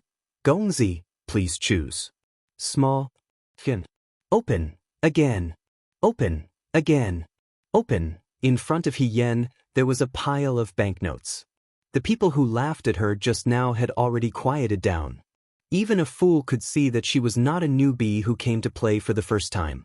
If it wasn't for the reputation of Lutong Zhuang, others would have suspected that she was working together with the banker to deceive outsiders. The faint sound of the night watch came from outside. He Yen said, "It's getting late, I should go back." Gongzi, the bearded old man, smiled. "Let's play one last round. How about we change the bet?" He Yen looked up at him. "How do we play? Let's not play big or small. I think Gongzi is an expert. How about we guess the number of the dice?" He pushed all the jewelry and banknotes on the table to the middle of the table. "If Gongzi wins, these will all be Gongzi's." He Yen looked at the banknotes on the table. She had already won a lot, and she knew that this would attract other people's attention. In the past, when she was in the army, she had heard the young generals talk about the dark side of casinos, so she knew a thing or two about it. She should have stopped when she was ahead, but for some reason, He Yunxing's yearning gaze when he talked about going to school appeared in her mind, as well as the one and only clothes she was wearing, which had been washed out. She said. The crowd was in an uproar, and the atmosphere suddenly became tense. Guessing big or small and guessing numbers were two completely different things. Guessing big or small depended on luck. There were only two outcomes, big or small. But the number had to be accurate to every single one. If it was wrong, it was wrong. The chance of winning was too small. Unless it was someone who really knew how to throw dice, they probably wouldn't do it like this. Moreover, the banker's method was different. He Yen also pushed all the banknotes in front of him forward. If she lost this round, everything she had done tonight would have been for naught. If he won, He Yunxing's tuition would be enough for the He family's food and drink for the next 3 to 5 years. When the crowd saw this, they all raised their stakes. "This is my silver, I bet on this brother to win." "How is that possible?" "I'll bet on my opponent." The higher the stakes, the more people would watch. Getting rich overnight was even more irresistible than the best opera troupe in the capital. The long-bearded old man slowly lifted the bowl, and the casino quieted down. It seemed that only the sound of the dice colliding in the copper bowl could be heard. He Yen was slightly distracted. Her gambling skills were really terrible. At least before she returned to the capital, before she married into the Su family, it was as bad as before. Not long after she got married, she played the Leaf card game with other madams at various banquets as young Mistress Su. She always lost miserably. At that time, Su Zhiheng always laughed and said, Why are you so stupid?" That was a rare moment when he showed her mischievous side. She thought that she caught this handsome man's gentleness and intimacy. She was very happy and secretly made a decision to learn her skills well so that she could make Su Zhiheng proud at the next banquet. Unfortunately, before she could seriously learn the Leaf card game, she became blind. Whether it was a family banquet or an external banquet, the Su family couldn't let a blind person represent the main branch. She didn't go out anymore, but the food was really boring and stuffy. She couldn't see, so she could only learn to listen. She wanted to be a blind person who could move freely. Even if she couldn't see, she didn't need other people's help. She had always been competitive, so she started practicing again. First, she listened to the sounds and learned to distinguish shapes. Then she slowly moved. When she was almost ready, she could use the branches in the fu as swords and secretly make gestures. It was at that time that she learned to listen to the sounds of the dice. Hien felt that the dice were much simpler than the leaf card game. The more delicate something was, the more it tested one's hearing ability. She listened like this, and each side of the dice had a slight difference. She shook the dice in the bamboo tube and poured it on the table. She silently recited the numbers and then used her fingers to test it. At first, she always made mistakes. Once, after she finished reciting the numbers and touched the dice, she finally smiled. She succeeded. The Su family's servants secretly talked about her. They said that after the young mistress became blind, she went crazy and shook the bamboo tube in the room all day long. However, they gradually discovered that Hien didn't need anyone's help. She could still eat, live, and travel. She could accurately distinguish each Su family servant by their voices and knew where each utensil was placed. If she didn't know that she really couldn't see, she would be no different from a normal person. Su Zhiheng praised her for being amazing. He held her hand and praised her. Hien was very happy, but also a bit disappointed. She didn't know what she was disappointed about, but she always felt that perhaps it shouldn't be like this. Now that she thought about it, at that time, her hearing ability had been trained to perfection. She could probably hear Su Zhiheng's coldness and perfunctory tone when he spoke to her. However, her emotions made her subconsciously avoid this thought. Hien lowered her eyes. In the end, the person involved couldn't see clearly. The sound of shaking the dice came to an abrupt end. With a bang, the bowl was upside down on the table. 1 dice, 2 dice, both of them landed. Everyone looked at Hien. Hien closed her eyes. It was as if she had returned to the days when she was in the Su family. She sat in front of the table, shaking the dice alone. She opened the lid alone. She touched each side of the dice alone. She tried to grasp the light in the darkness. 2, 5. She opened her eyes and said. The upside-down bowl and chopsticks were opened, and the 2 dice fell naked in front of everyone's eyes. At first, it was quiet. After a while, someone softly cried out in surprise. Then, one after another, cries of surprise rose and fell. Hien was closest to a pampered young master. He grabbed Hien's arm and shouted, "Master, from today onwards, you are my master. Please accept a bow from your disciple." Hien helplessly pulled away the young master's hand that was grabbing her arm. The long-bearded old man's smile stiffened. However, after a moment, he stroked his beard and said with a smile, "Young master, you have good skills. These silvers are all yours." After a pause, he said, "May I ask young master's esteemed name? Would you do me the honor of drinking a cup of tea with this old man before you leave?" Hien put all the silver notes and jewelry into her bosom and politely declined, "Nameless brat, there's no need to mention it. It's really late today. As for the tea, I'll drink it another day." After she finished speaking, she walked past everyone and quickly left Lutong Manor. The people in the gambling house continued to marvel at the gambling house. The long-bearded old man's smile didn't change. He turned around and walked upstairs. Someone bowed their head in front of him. He said, "Follow him." On the other side, the big man with a gloomy face pressed his fingers together and waved to Ding Yi behind him. He then followed him out of Lutong Manor. "You want to run away after winning my money?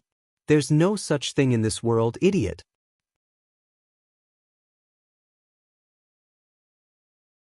Chapter 11. The night was dark and no one could be seen in the alleyway. Occasionally, a wild cat would jump by and its soft meows would fill the capital's spring night. The young man clutched the bulging things in his arms and walked through the alleyway like a ghost. An ordinary man's wealth is his own ruin. She won so much money in Lutong Manor, so it was inevitable that she would annoy others. If she was followed on the main road and exposed, the He family would suffer more losses than gains. She didn't want to cause trouble for the He family. However, the more afraid something was, the more it would happen. Hien stopped. At the end of the alleyway was the street facing the road. Because it was not as lively as Latong Manor, there were many small shops and taverns. At this moment, the doors were already closed. It was dark and there was no one. Only the moon and stars fell on the ground, illuminating a little bit of light. He Yen turned his head and squatted down to pick up a few stones. After pondering for a moment, he suddenly turned his head and threw them. The stones were fast and sharp, like the arrowhead of an arrow. With a few puff puff puff sounds, someone fell down from the darkness. "Don't follow me," He Yen said. "You can't catch up with me. What if you add us?" Another voice sounded. Several people walked out from the other end of the alleyway. The burly man in the lead was bare-chested. His palm looked like it could break He Yan's neck. "Stinky brat, it seems that you have a lot of enemies." The burly man laughed. "Didn't anyone teach you not to attract too much attention when you go to a casino for the first time?" He Yen gathered the money in his arms and calmly replied, "Since it's my first time in a casino, naturally no one taught me." But in his heart, he thought that the people in this casino were really like what the brothers in the tent said. They were not good people. They could even break the rules they set. "You still dare to be stubborn when you're about to die," the burly man flew into a rage. "Today, I will teach you how to be a person. I will twist your arm off and make you kneel and call me grandfather." He Yen stood in the alleyway. In front of him was the burly man and his servant, and behind him were unknown people. There was no way to escape. But she didn't even have a weapon. "Then let's see if you have the ability." She slowly clenched her fists. Arrogant. The burly man waved his hand, and the ding-e from the surrounding families rushed forward. He himself also rushed forward, but he did not use any technique. He raised his hand and chopped toward He Yan's back. Under the moonlight, the young man lowered his body and nimbly dodged the attack. He only saw a blur in front of his eyes before he felt a heavy punch on his back. This was like adding oil to the fire. He roared furiously. When he looked at the young man again, he had already jumped onto the wall of the alley. "Catch him." He Yan's stalker seemed to have understood what was going on. Someone grabbed He Yan's clothes and pulled her down. Rip, the hem of his long gown was torn open by someone. "Aya." She sighed. "It's broken. You're still in the mood to worry about your clothes?" The burly man was so angry that his nose was crooked. He was even more furious. "I'll beat you to death today." He rushed toward He Yen. This man was as big as a small mountain. When he moved, he seemed to feel the ground shaking. In addition, he had many servants.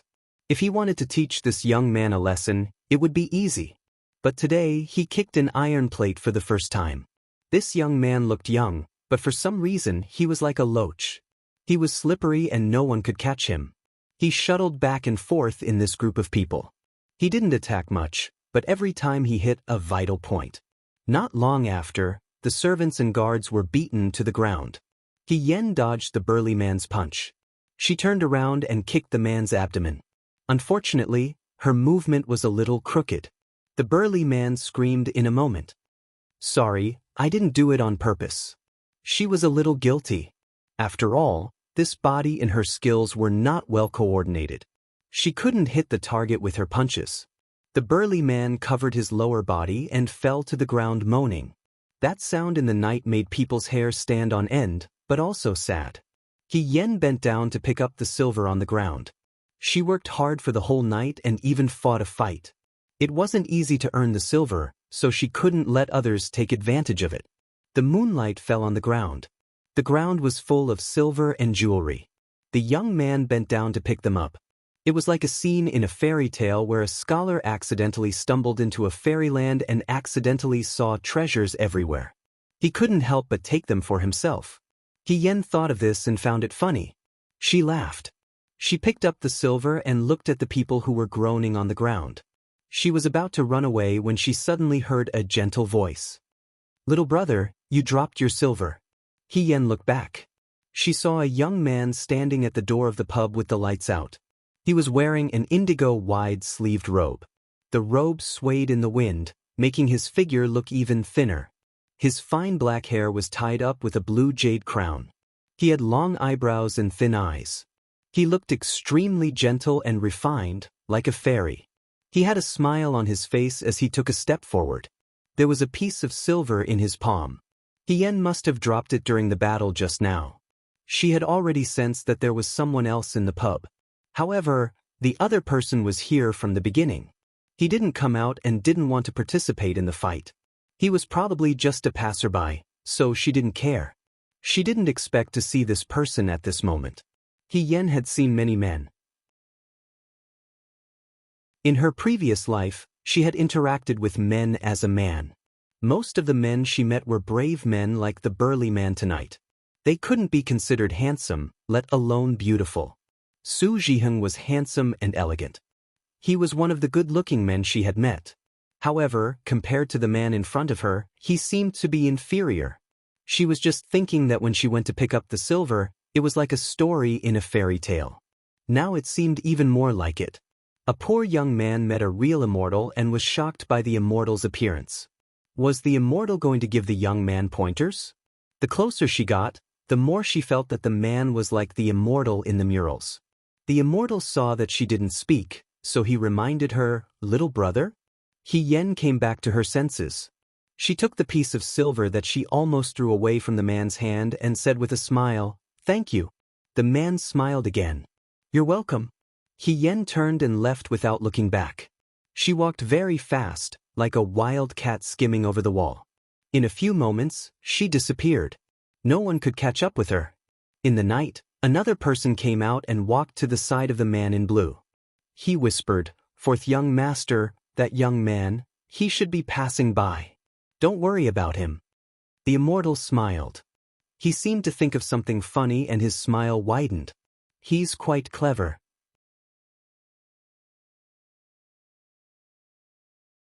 Chapter 12. Hien took the money and returned home. Qing Mei didn't notice that Hien was fumbling for the small box of rouge and face powder on the table. He poured everything inside and threw the silver and jewelry he won tonight into the box. Then he groped around in the dark and went to bed. She was probably in a good mood after winning the money. She also solved her worries. That night, she slept very soundly. In her dream, she was gambling with her brothers in the tent. The men in the army shouted at the top of their lungs, "Open! Open!" Hien looked embarrassed. Someone laughed. "General, why did you lose again? Did the general win once tonight?" The deputy general pretended to shake his head. "Aya, the general is not good in this aspects." "Get lost, what do you mean by not good or not good? Haven't you heard of the saying that if you are frustrated in love, you will be successful in gambling? The general is frustrated in gambling, but he is invincible in love. What does an old bachelor like you know?" Hien heard this and laughed. She laughed and laughed. Then she felt someone pushing her. She opened her eyes and saw Qing Mei's face. "Miss, what good dream did you have? Why are you laughing so happily?" The sunlight had already reached the windowsill, and the room was bright. She stretched out the back of her hand to block the dazzling light. She was a little surprised that she woke up late. Sure enough, it was a good night's sleep in spring. She thought of the dream last night and couldn't help but sigh. The men in the past said that her gambling skills were bad, so she was successful in love. They were completely wrong. However, in a way, they were right. Now that she was able to kill everyone in Lutong Manor, she was successful in gambling, but she was naturally unsuccessful in love. That was why she was defeated so badly. Yunxing's unhappy voice came from outside the door. "Hien, it's already late in the morning. Are you still going today?" From the beginning, she strongly opposed to Hien's request. Now, she was used to chopping firewood with him. Yunxing didn't understand how he and Hien ended up in this situation. "Wait for me." Hien quickly changed into a clean set of clothes. Qing Mei went out with the basin. Yunxing walked in and said, "Why are you so slow today, Hien? What's the matter?" Hien was tying a sandbag. When he looked up, he saw Yunxing's angry expression. Puzzled, she asked, "What's wrong?" Yunxing pointed at the chair. "What's wrong? Why don't you take a look?" The young man's tone was filled with anger. If there was a fire on his head, it would have ignited the entire house. Hien looked in the direction of his finger. On the chair was the maroon gown that He Yen had borrowed from He Yunxing last night. After she returned to her room, she casually took off her clothes and threw them on the chair. She hadn't remembered this since she woke up in the morning. Before He Yen could react, He Yunxing stepped forward and shook off the gown. The long robe had been crumpled into a ball by He Yen and was stained with dirt. Now that it was shaken like this, it revealed a tear in the middle of the robe. It was as if someone had cut it in the middle of the robe. It was very miserable. "This is the gown that you mended for me?"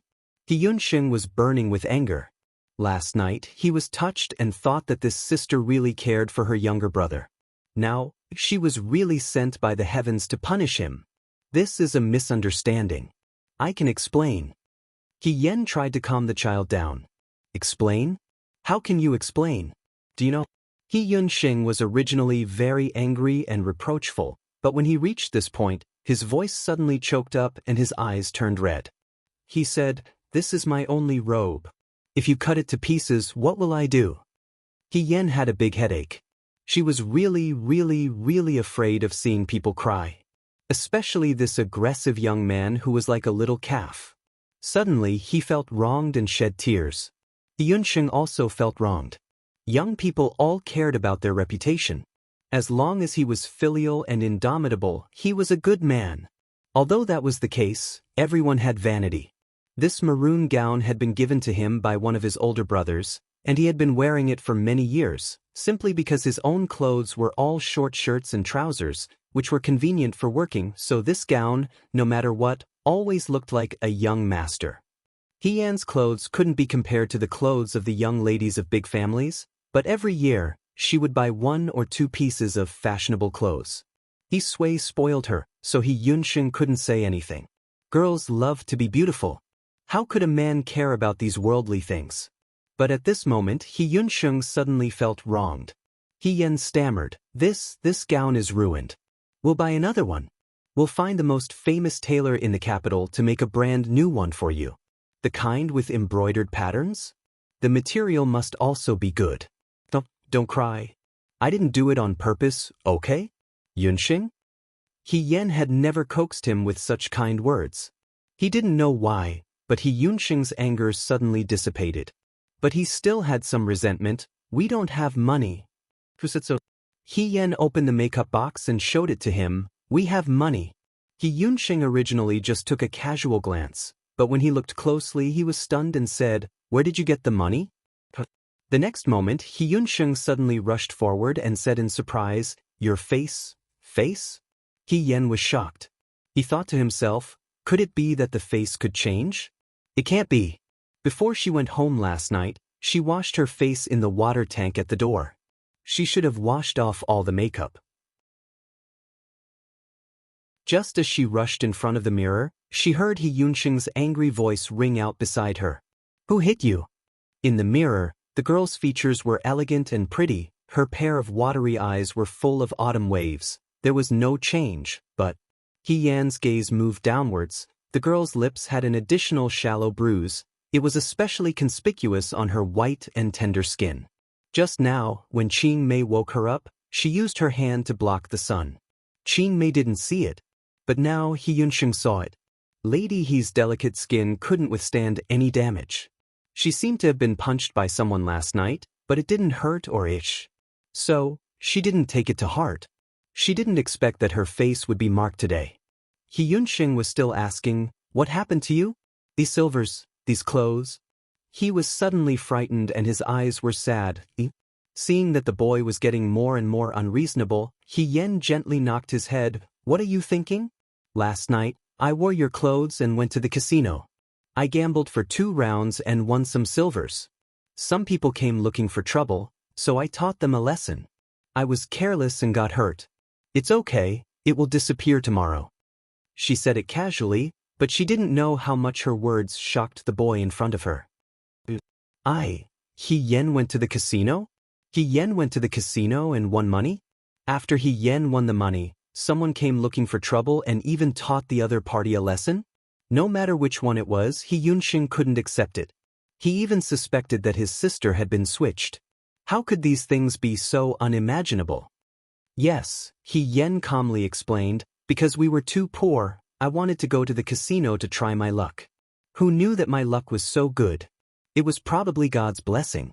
I was very afraid of those people who came looking for trouble, but recently, I went to the mountains to chop firewood with you. My strength increased a lot, so I was lucky to beat them. Seeing that He Yunxing was still stunned, He Yen continued, if you don't believe me, you can go to Lutong village and ask around. Last night, a boy wearing a maroon robe won a lot of money. I'm not lying to you. He Yunxing's mind was a mess. Seeing that He Yen was full of confidence, it seemed that what she said was true. But, oh, that's right, He Yen smiled. Since we have money now, from today onwards, we won't sell deny cakes anymore. Then what will we do? He Yunxing murmured. Naturally, we'll go to the school. Do you want to go to school, Yunxing? She asked.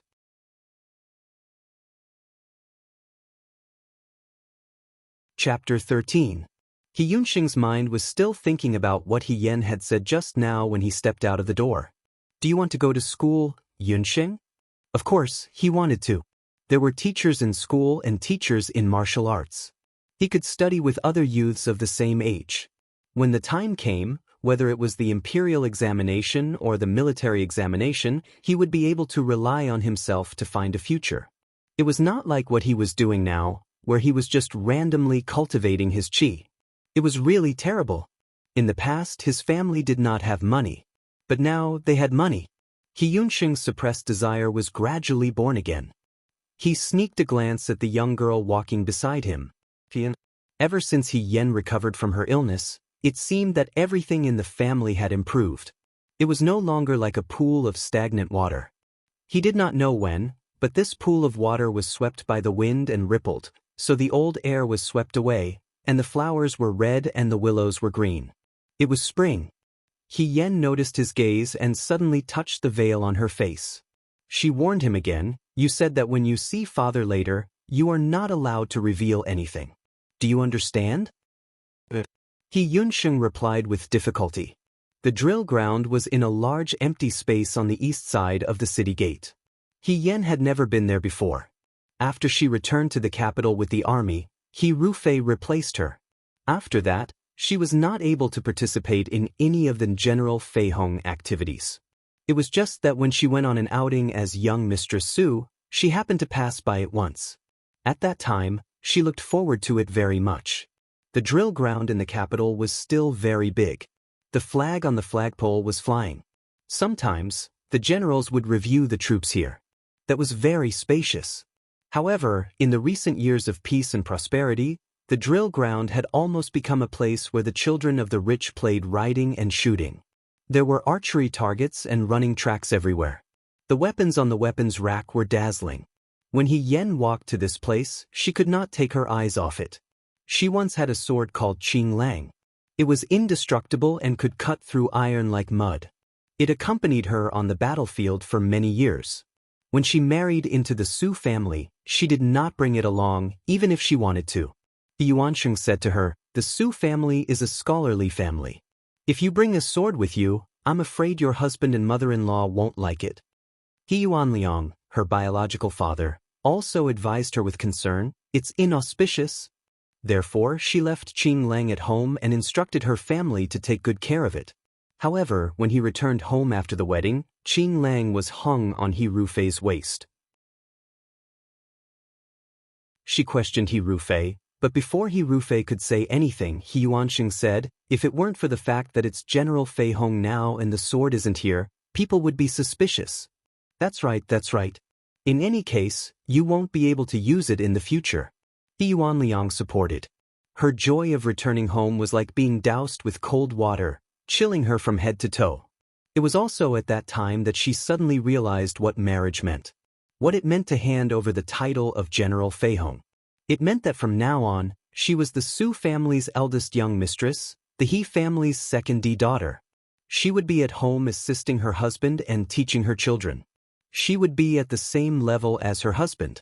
Her sword, her horse, her comrades, her freedom, her achievements and achievements that she had fought for, would all be given to someone else. And no one would know. First, it was her Qing Lang. Then it was her horse. Then it was her subordinates. Her everything. All her hard work over the past few decades had become someone else's wedding dress. She had nothing. He Yuansheng asked, "Hey, what's wrong? You don't look well." He Yen was startled.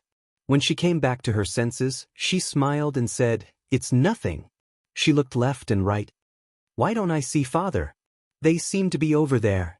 He Yuansheng pointed to the track on the other side. "They're probably training the horses." The school often bought new horses.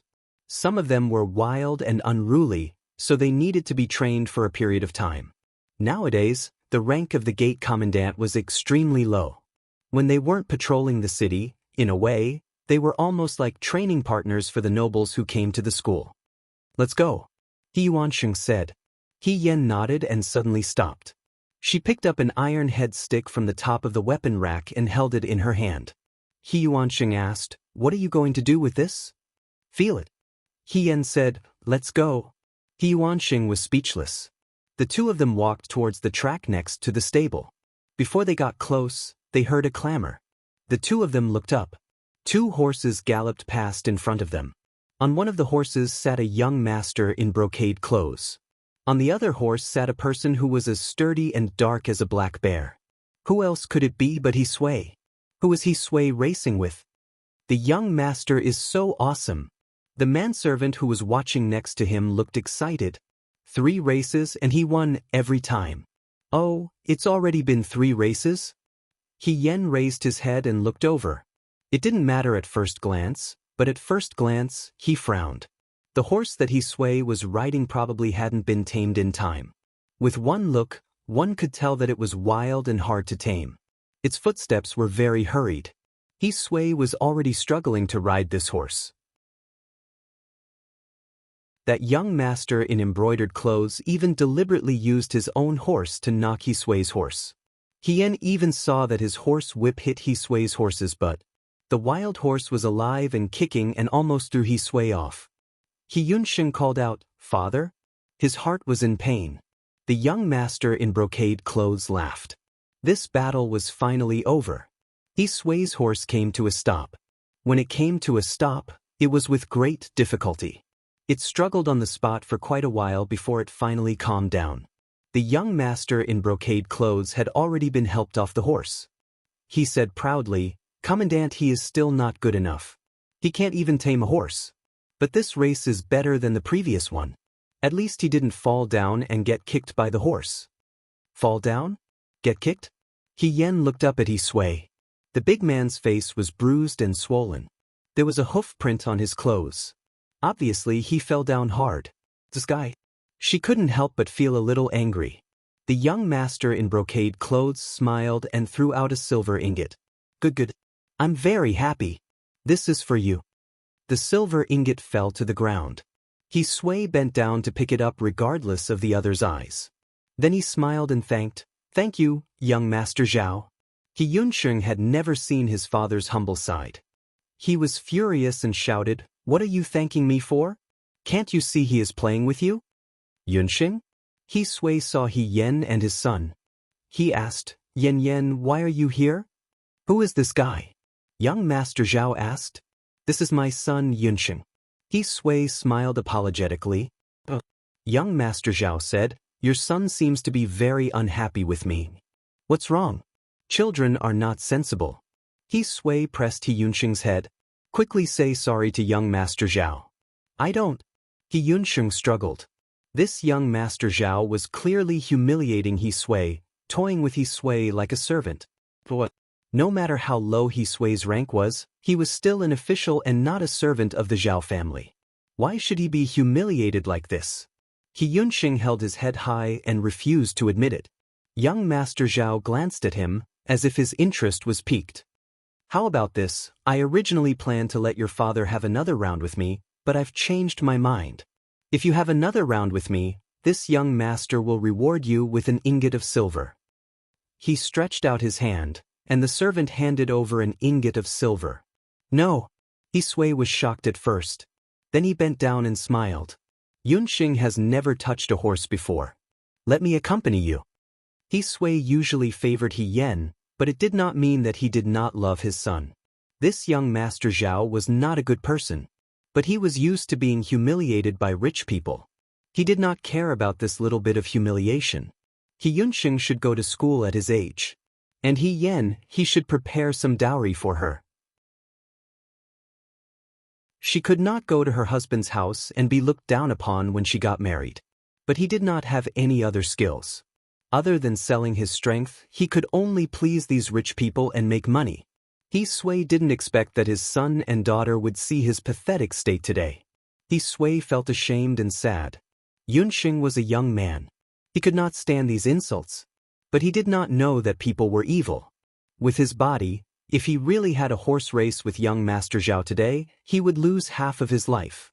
One had to know that this horse was a new ownerless wild horse that had not been trained even once. Not to mention racing, it was not easy to even ride this horse. He could not let anything happen to his son. I will do it. He Sui smiled. Oh. Young Master Zhao shook his head. I want him. He Sui's smile froze. In the stalemate, someone suddenly spoke. The clear voice broke the silence. Or, I will have a race with you. Everyone looked to the side. The person who had been silent suddenly spoke. Then they realized that there was a girl standing there. She was wearing a light red and white short-sleeved coat with a long robe and a scarlet skirt. Niao niao, her face was covered with a white veil. Only a pair of beautiful eyes could be seen. She was smiling. Who are you? Young Master Zhao asked. Me. The girl nodded slightly. I am just a horse trainer.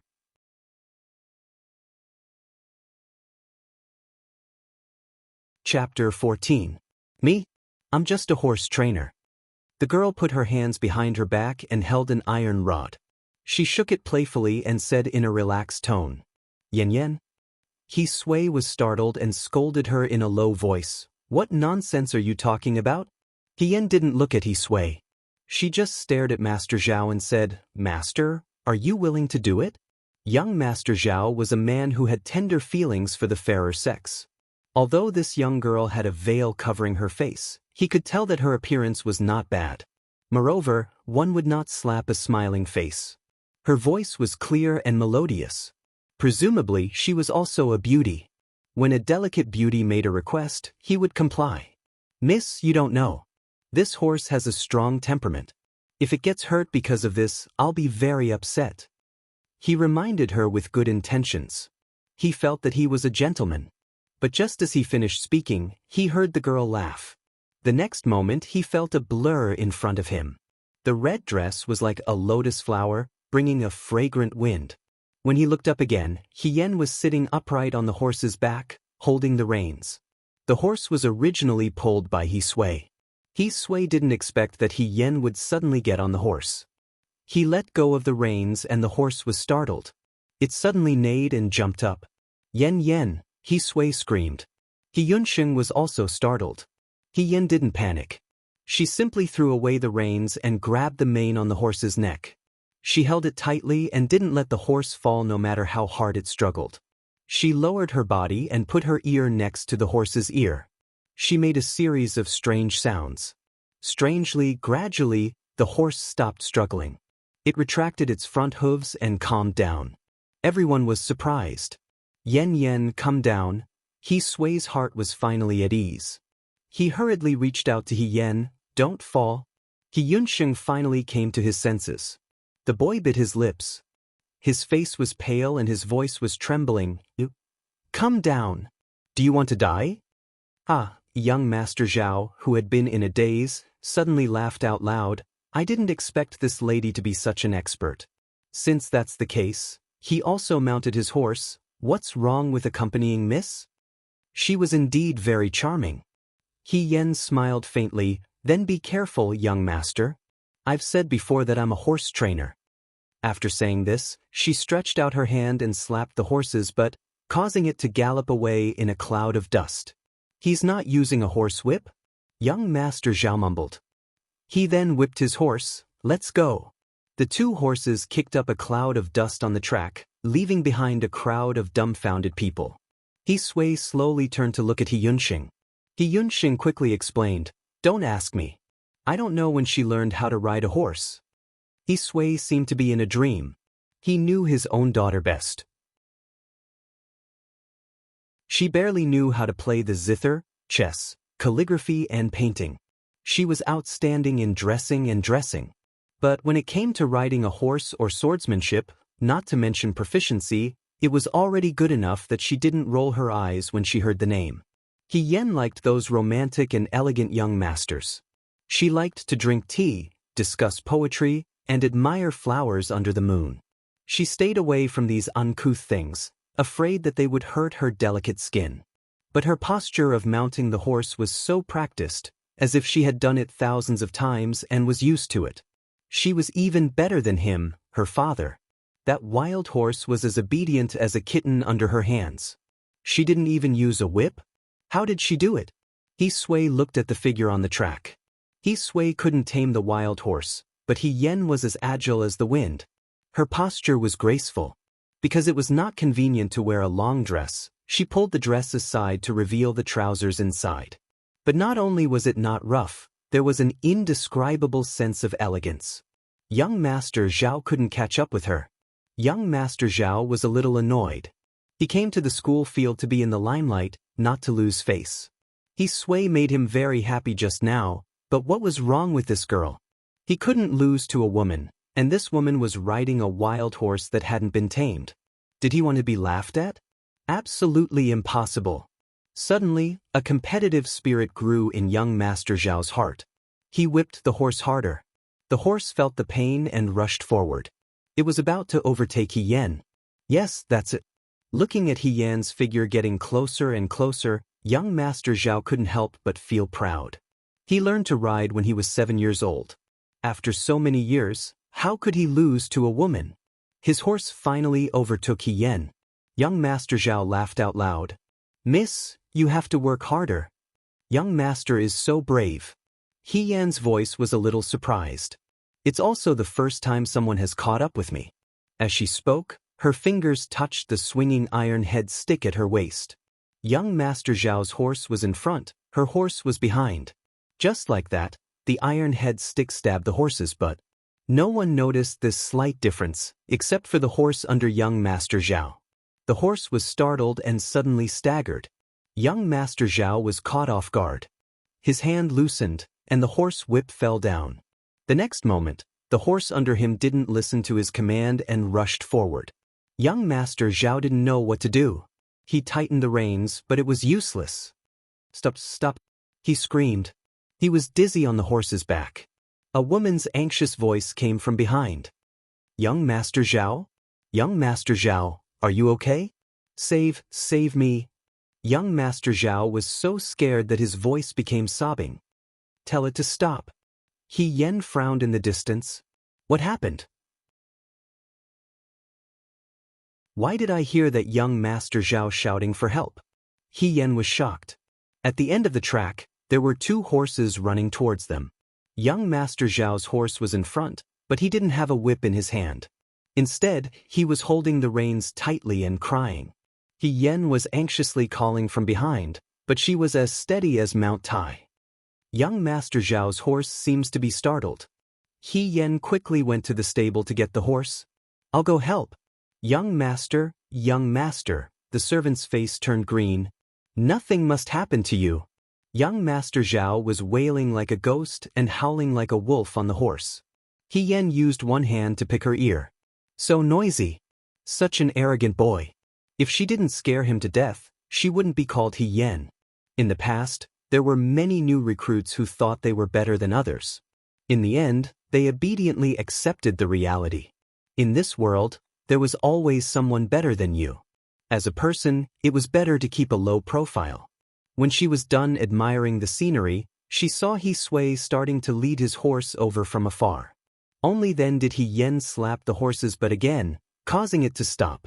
She flew off the horse, her movements like lightning, one hand holding the iron head stick horizontally in front of young Master Zhao's horse's neck. The horse was abruptly stopped in its tracks and stood up. Hien pulled the reins and shouted. "Shoo!" The horse quieted down. The wind blew, rolling up the white veil on her face. In a glimpse, the woman's face was revealed. It was only for a moment, but it was quickly covered by the white veil. Okay. She said to the man who was crying on the horse's back. You can come down now, young Master Zhao. Woo woo, woo woo, young Master Zhao started to cry.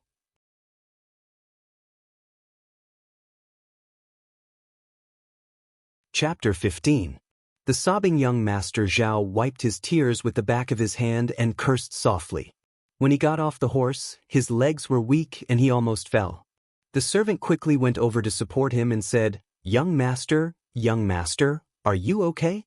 Young Master Zhao kicked him. Do I look like I'm okay? You scared me to death just now. He Yan said, it's all my fault. If I didn't insist on having a horse race with young master wouldn't have been frightened.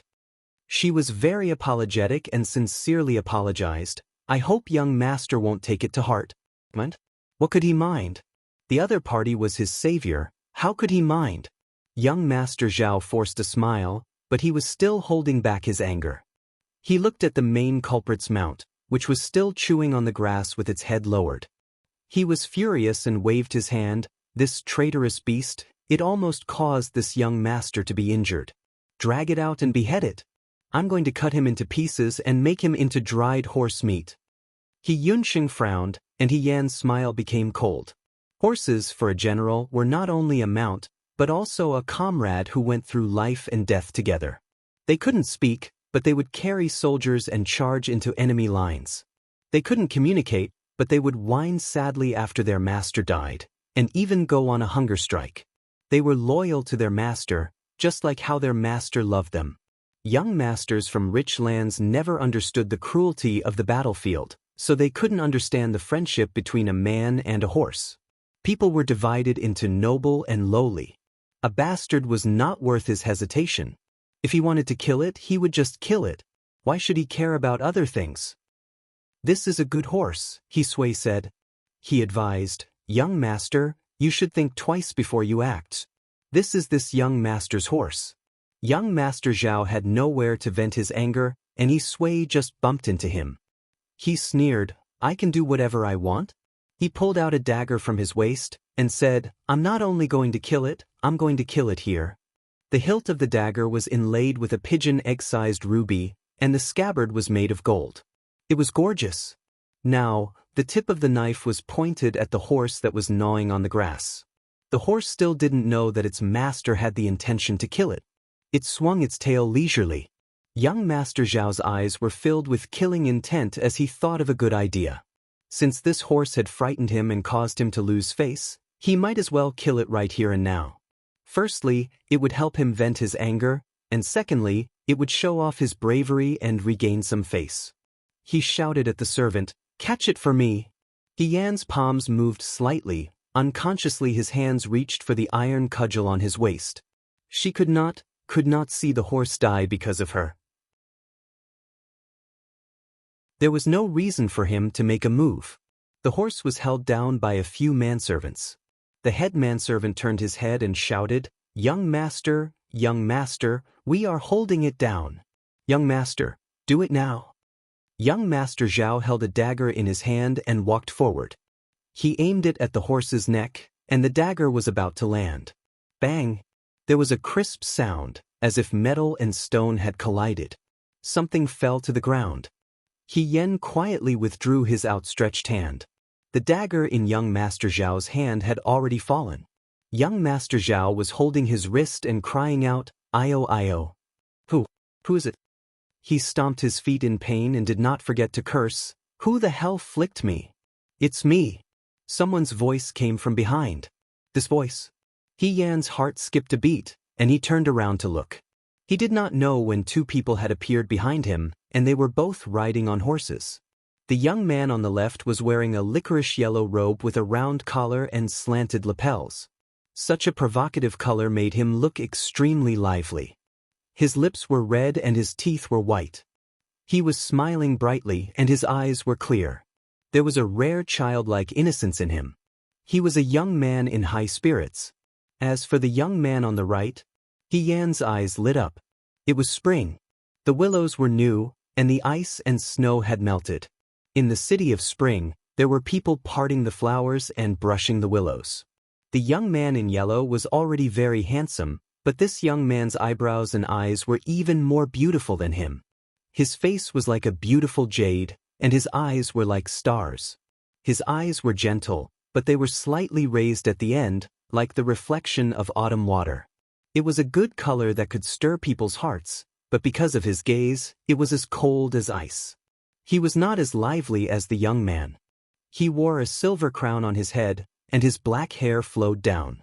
He wore a frost-colored riding suit, and the lapel was embroidered with an exquisite vermilion bird with golden thread. He wore a pair of soap-green boots, and a sparkling sword at his waist.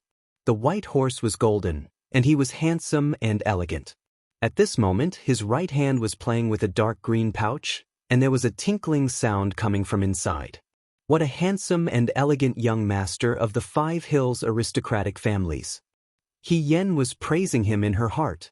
Suddenly, she felt that something was wrong. In a flash, she lowered her head, and the white veil swayed slightly, covering her eyes. She only heard young Master Zhao's flattering and fearful voice, "So it's Military Governor Zhao. I'm sorry." He Yen suddenly remembered that many years ago, it was also a spring day like this. Orioles sang and swallows danced, and willows fell in 1,000 courtyards. She looked up in confusion, and saw a handsome young man in a white robe and embroidered boots looking down from the treetops. Even though his expression was full of impatience, it could not hide his handsome appearance. The spring light was lazy, and the wind was beautiful. He was like a jade in a painting, dimming the spring scenery of the city. Xiao Ju, Xiao Huaijin, her rival in her previous life, and her former classmate. He was also the famous military governor of the Right Army, General Feng Yun.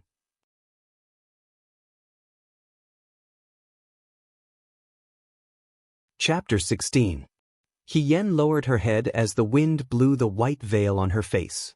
Beside her, she heard He Yunsheng suck in a breath of cold air. He seemed to mutter in a low voice, "Commander Xiao." It was probably because he saw the hero in his heart that he exclaimed in admiration, "Military Governor Xiao, why are you here?" Young Master Zhao was arrogant in front of He Sui and the others, but in front of Xiao Ju, he was like a dog wagging its tail and begging for mercy. It was disgusting. "How much did you spend on this horse?" The young man sat on the horse and asked calmly. "Huh." Young Master Zhao was a little confused, but he still answered honestly, 30 taels of silver." Xiao Ju's mouth twitched. In the next moment, 2 silver ingots flew out of the dark green pouch in her hand and landed on the grass. Everyone could see clearly that the thing that hit young Master Zhao's wrist was a silver ingot. "I'll buy your horse," he said. Young Master Zhao's lips trembled, but he couldn't say anything. He wanted to save his face by killing this ruining beast, but unfortunately, Xiao Huaijin had spoken. He was the second son of a Xiao family. He couldn't afford to offend him. Young Master Zhao could only swallow his anger and smile. "Military Governor Xiao, what are you saying? If you want this horse, I'll give it to you." "No need." He said, "I don't deserve it." He Yen sighed in relief. Xiao Ju was a general like her, so she couldn't bear to see someone kill a horse in the middle of the street. When this horse met Xiao Ju, it managed to avoid a calamity. Just as he was thinking about this, He Yunsheng suddenly stepped forward. He looked at Xiao Ju with a face full of admiration and said, "Thank you, General Feng Yun. Saving a horse's life is better than building a 7-storied pagoda." Amazing! He Yen was speechless. Even if He Yunsheng wanted to strike up a conversation with his hero, he shouldn't have said that. How could he say such embarrassing words? He should have said to study more, otherwise he would end up like this. Xiao Ju was laughing at him. However, Xiao Ju did not say anything sarcastic today. Instead, she turned to look at He Yunsheng. Her clear eyes sparkled like stars as she asked, "Do you like this horse?" He Yunsheng glanced at it and answered honestly, "I like it." "It's for you," he said. "Thank you." He Yunsheng was shocked and was about to say something when he saw that Xiao Ju and the yellow-clothed young man had already urged their horses forward. He didn't want to stay here any longer and could only chase after them for a few steps before stopping and looking at their backs disappointedly. He Yen walked up to him and waved his hand in front of him. "Are you back to your senses?" He Yunsheng retracted his gaze and turned around. Where's Zhao? He left long ago. He Yen rolled his eyes as if he couldn't stand He Yunsheng's silly look. When you were looking at second young Master Xiao. She looked at you before lowering her head. She must have been shocked by Uncle's beauty and became shy. I think that there are more interesting girls in the capital recently. A few days ago, I saw the girl at the bottom of the drunken Jade Tower who fought against 10 people by herself. Today, I saw the girl riding a horse at the school grounds. There are so many good girls in the world. Why can't any of them belong to me? The boy in yellow sighed and beat his chest. Xiao Ju looked at him calmly. Cheng Li Su, if you don't shut up, I'll send you back to the Qing family. No. The boy named Cheng Li Su immediately sat up straight. You're my biological uncle. You can't just watch me die. I'm relying on you now. As they spoke, they suddenly saw a few people standing not far from the weapons rack. The leader was a young man in blue. He was thin and looked like an immortal. He looked at them with a smile. They didn't know how long he had been standing there, but from where he was, he must have seen everything that happened at the school grounds. Isn't this the fourth young master of Shijin's household? Cheng Li Su whispered. Why is he here? Xiao Ju didn't answer. The horse stopped and Cheng Li Su showed his usual warm smile. Isn't this Brother Xylan? Why is Brother Xylan here? This was the fourth son of Shijin Chu Zhao. I was just walking around. I didn't expect to meet Military Governor Xiao and young Master Qing here. Chu Zhao smiled. Are you also here for a walk? Of course. The spring weather is so good these days. Wouldn't it be a waste if we didn't come out to play? Cheng Li Su laughed loudly.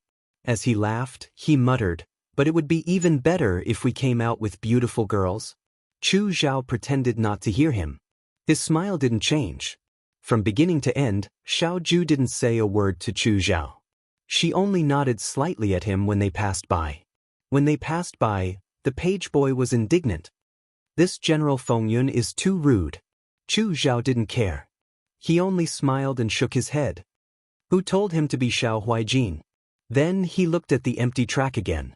He seemed to have thought of something very interesting and chuckled.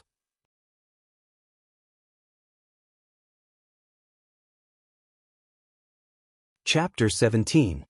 He went to the drill ground empty-handed, and when he came back, he had a horse in his hand. He Yunsheng felt like he was trying to gain something without risking anything. When he thought of this, he quickly spat a few times in his heart. How could this be called gaining something without risking anything? This was a gift from a hero.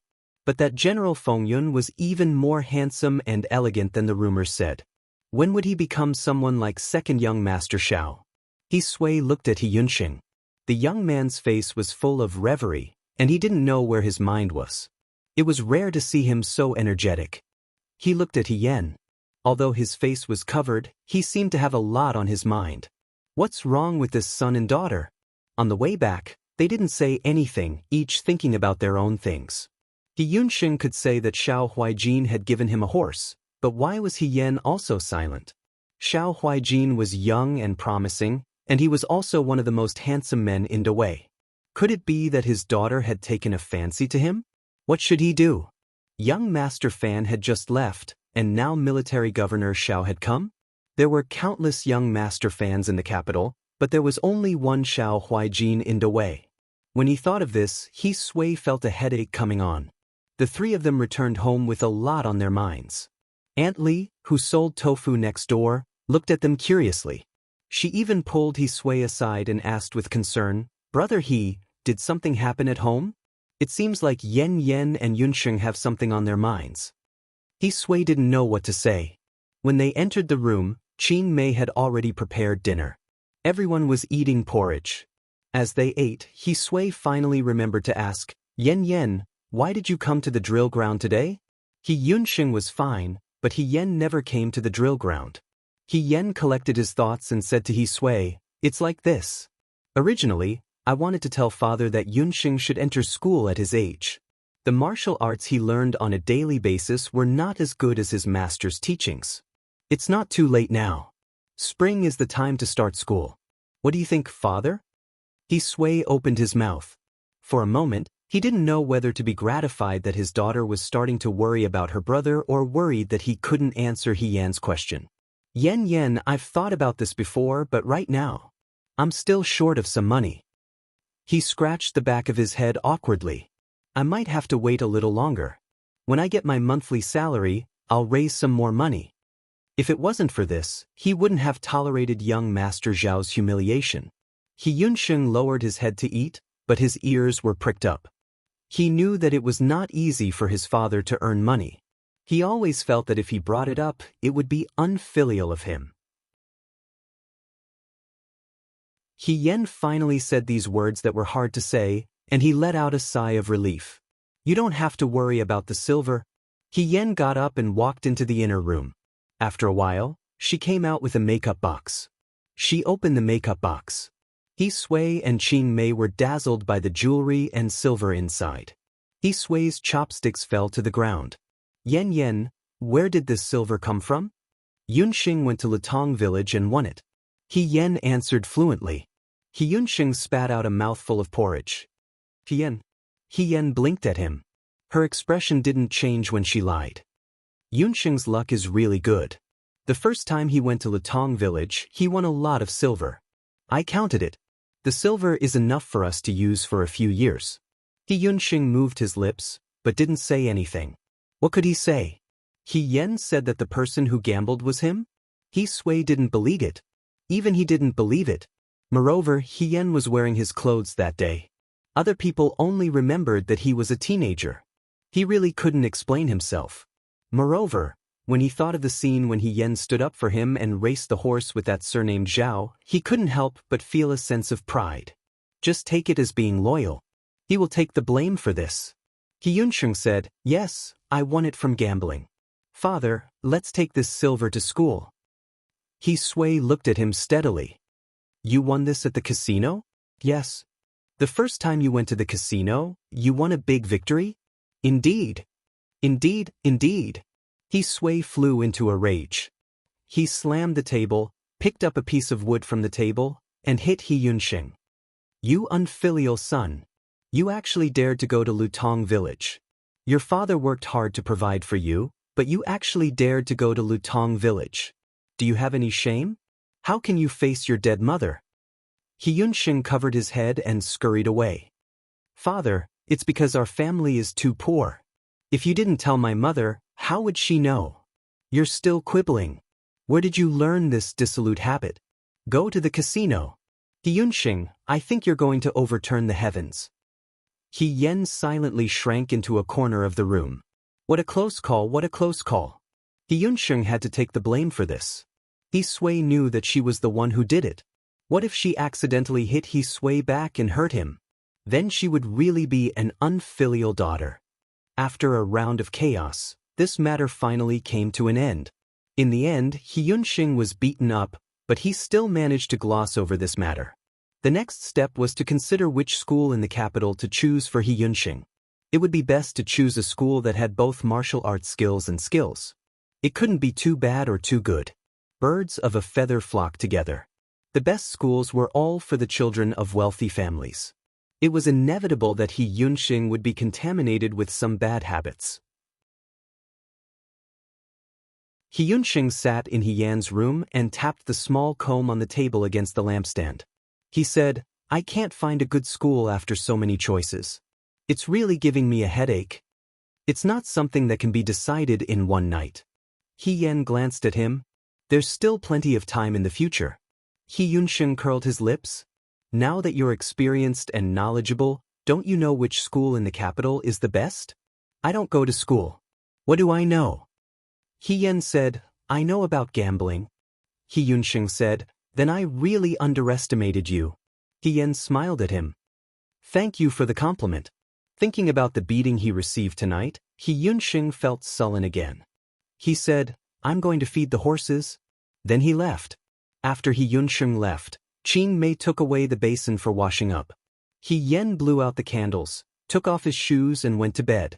The windows were not closed. In this kind of spring night, she did not feel cold. The moonlight came in through the window and overflowed the table. She looked at the table and thought of Xiao Ju she met during the day. At that time, she was in a panic. She was afraid that Xiao Ju would recognize her, so she lowered her head. But later, when she came back to her senses, she was no longer Qi Yan. Even if they were face to face, Xiao Ju would not recognize her. Moreover, she always wore a mask in the past. The last time she saw Xiao Ju seemed to be a long time ago. At that time, he was not as cold and indifferent as he was now. He was an arrogant but undisciplined youth. The best school in the capital was called Xianchang School. Today, Dawei's two famous generals, General Feng Yun and General Fei Hong, both came from this school. Come to think of it, she and Xiao Ju had only been classmates for a year.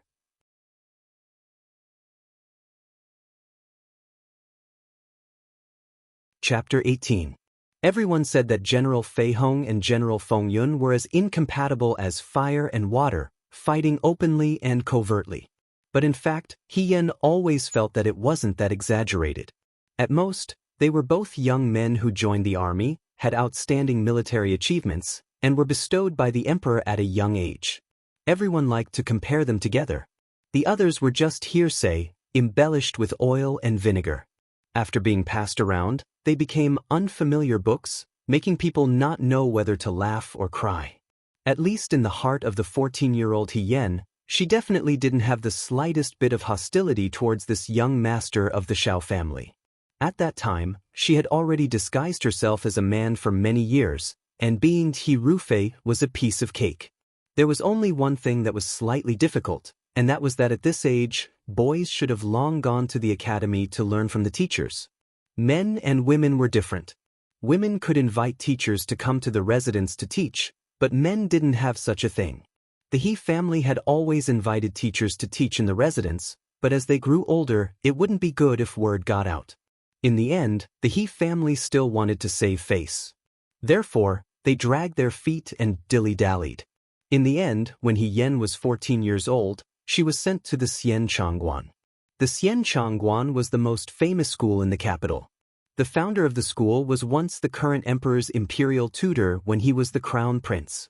The school taught the 6 arts, and each teacher was an outstanding person in the imperial court. Those who came to learn were nobles among nobles. Although the He family had a noble title, compared to the families in the Xianchangguan, they were still slightly inferior. Who knew that He Yuanliang had some kind of good luck? One day, when he was drinking in a restaurant, he came across a dispute and casually said a few words. The person he helped turned out to be a teacher in the Xianchangguan. He mentioned that it just so happened that there was a new student coming to the school in the spring. He remembered that the He family's first branch seemed to have a legitimate son, so why not send him to the Xianchangguan to learn from him?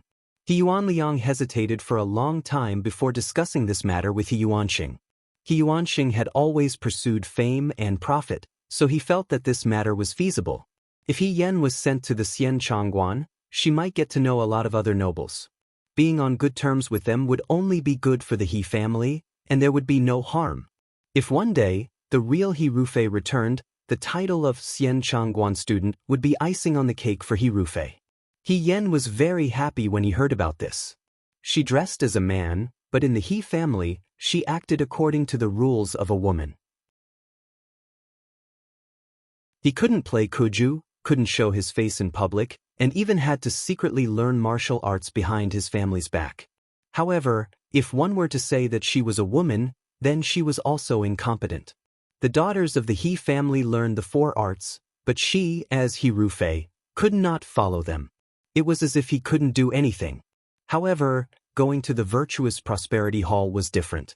It was said that there were many capable people there.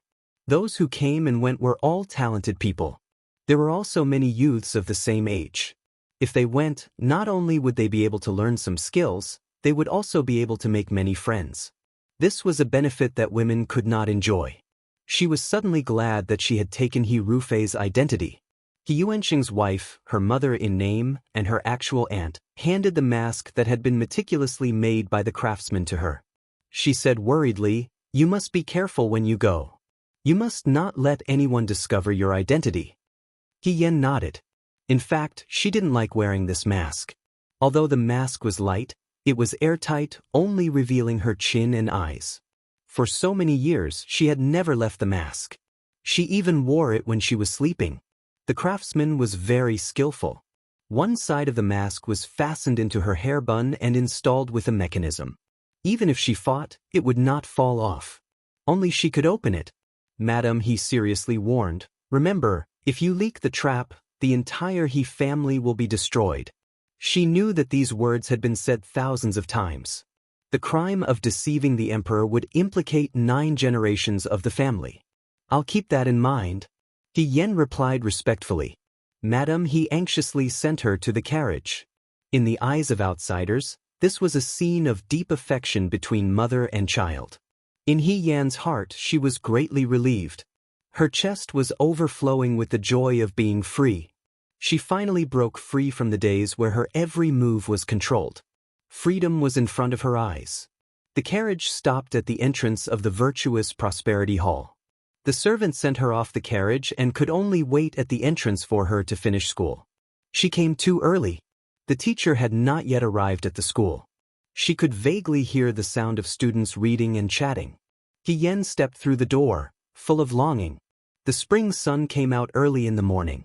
After entering the school, there was a large yard first, then a garden, and finally the school. There was a stable in the yard, which looked like a small drill ground. The garden was very elegantly renovated. There was a pond and willow trees. There was also a swing. The wind blew the swing slightly. He Yen reached out and wanted to sit on it, but she didn't dare to. If a man played on a swing, she was afraid that people would laugh at her. She could only reluctantly touch it before continuing to walk forward. The willow trees had all sprouted. Clusters of green flowers fell into the lake, which made the mountain look more beautiful. The sunlight made people sleepy. She rubbed her eyes and saw a loquat tree in front of her. The He family didn't lack money to eat loquats. In these years, He Yen also ate loquats. But this was the first time she saw a loquat tree full of fruit. The yellow fruit seemed to contain honey. It was full and fragrant. Under the sunlight, it was very tempting. She was only a 14-year-old girl, but she was very playful. Seeing this scene, she remembered the scene of the servant girls in the courtyard picking plums with bamboo poles in the summer. It was just that the eldest young master of the He family naturally couldn't pick plums himself. But now that they were in the school, picking a loquat should be fine, right? It wasn't shameful for a boy to pick loquats. Thinking of this, He Yen rolled up her sleeves and prepared to go all out. But she came out in a hurry. Other than the bundle, paper, and pen that she gave to the teacher, she didn't have anything else. There was also no long pole around. Fortunately, the loquat tree wasn't very tall. She should be able to reach it by jumping. He Yen stared at the nearest fruit in front of her. The fruit was pressed against the top of the branch. It was heavy and golden, as if it was tempting her to pick it. She jumped with all her might, but she missed. Almost. He Yen wasn't discouraged. She persevered and jumped with all her might. She still missed. She had a personality that didn't admit defeat, so she tried again. Again she missed. She failed again and again. She didn't know how many times she failed. Just when He Yen was tired and panting, she suddenly heard a sneer from above her head. He Yen looked up in confusion. The loquat tree was lush with branches and leaves. She only stared at the fruit and didn't notice that there was someone sitting on the tree. She didn't know how long this person had been sitting here. He probably had a panoramic view of all her actions. She looked up. The sunlight shone down, illuminating this person's face inch by inch. This was a beautiful young man in a white robe and embroidered boots. He looked lazy and arrogant. With his hands behind his head, he looked bright and elegant like a cool breeze leaning on a jade tree. He impatiently looked down. His eyes were moving. He Yen was stunned. She had never seen such a good-looking young man. It was as if the whole spring scenery was shining on him. For a moment, she felt ashamed. Fortunately, the mask covered her blushing face. But in the end, she was still young and couldn't hide the amazement in her eyes. After the handsome young man glanced at her, he casually pulled a fruit down. Was he giving it to her? He Yen felt a burst of shyness. The young man suddenly turned over and landed on the ground. He Yen's eyes were dazzled by his white robe. She looked at the young man approaching with the fruit. For a moment, she hesitated and didn't know what to say. Should she say thank you? Or should she say that you are really good-looking? She was so nervous that she wanted to reach out and twist the hem of her clothes. The young man had already walked in front of her. Suddenly he smiled. This smile was like 1,000 flowers blooming. It was as bright as the spring dawn. He Yen said excitedly, "Thank." Before she could finish the second's thank you, the young man brushed past her. He Yen? ? She looked back and saw the young man in the white robe tossing the big yellow loquat up and down as he walked forward. His posture was leisurely, as if he was laughing at her unrequited love. He Yen stood in the same place. After calming down for a while, she followed the young man into the school. However, she had just walked to the entrance of the school when she heard people talking inside. It was very lively. A cheerful voice asked, "I heard that the new eldest young master of the He family is also coming to our school today. Brother Huijin, did you see him?" She took a step forward and secretly peeked through the crack in the window. She heard a lazy voice say, "I didn't see the eldest young master of the He family. I only saw a stupid and short person." Stupid and short? He Yen had never been talked about like this in her life. It was fine if she was stupid, but short? How was she short? Her height, compared to other girls her age, was already considered to be very outstanding. He Yen wanted to see which blind person would come up with such a conclusion. As soon as he raised his eyes, he saw the bright and pretty young man who was surrounded by the group of young men. His eyes were nonchalantly looking towards the crack in the window. It was as if he knew that she was peeping. Bursts of laughter came from the school. The world of grass and trees was boundless. Spring was lush and the forest flowers were like brocade. This was the first time she met Xiaoju.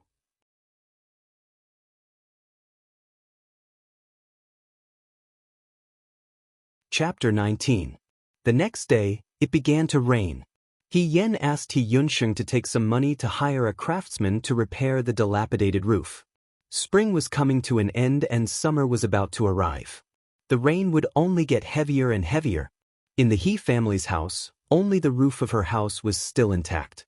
He Sui and He Yunsheng's houses were filled with copper basins to catch the dripping water.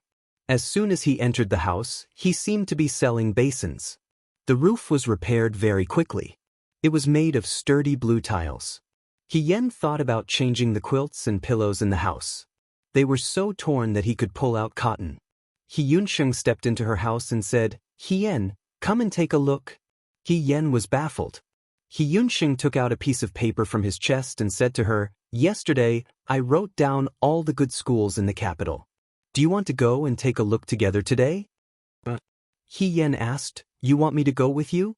He Yunsheng's face showed a bit of anger from being exposed. He turned around and said, "I just wanted to let you know." "Okay, I'll go with you," He Yen replied. This young man's temperament was awkward, but he was still cute and didn't have a bad heart. When He Yen walked into the courtyard, he saw the horse that Xiaoju gave He Yunsheng yesterday was curled up in a corner. He Yunsheng even built a simple stable for it. The He family was poor and couldn't afford to raise a horse. They only raised chickens and ducks in the courtyard. Now that there was a huge animal, it was really strange. The horse was eating grass with its head lowered. The grass was wiped clean and neatly stacked. It was obvious that He Yunsheng did it. Seeing He Yen looking at the horse, He Yunsheng proudly said, "Xiang Xiang is very beautiful." He Yen almost thought that he heard wrong and asked, "What did you call it?" "Xiang Xiang." He Yunsheng answered matter-of-factly, "I saw her yesterday. She's a female horse. Since she's with me, I have to give her another name. Xiang Xiang is a name that girls will definitely like." He Yen. "As long as you're happy." He Yunsheng should study more, but He Yunsheng refused to listen. Xiaoju was such a picky person. If he knew that He Yunsheng had named the horse that he had given away so casually, it would be the greatest humiliation in his horse gifting career. He Yunsheng did not notice him. Even though he tried his best to hide it, he could not stop feeling happy. He Yen did not feel like paying him any attention. The He family didn't have horses before, so naturally, they wouldn't have carriages. He Yen and He Yunsheng walked on the street with umbrellas. He Sui went to the drill ground early in the morning. When He Yen woke up this morning, the bruise on the corner of his mouth last night had disappeared. It was almost invisible, so he did not wear a veil and went out directly. There were advantages to going out directly.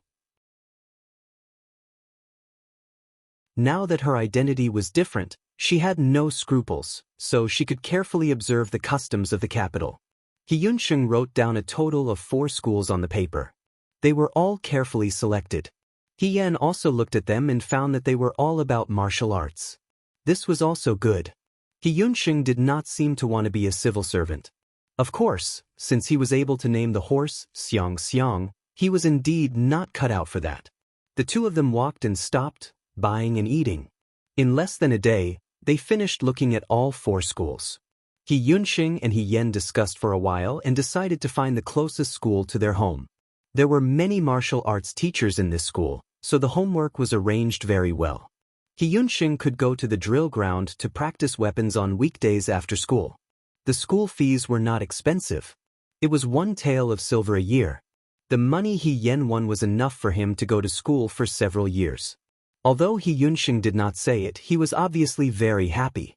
On the way back, he was even a little excited.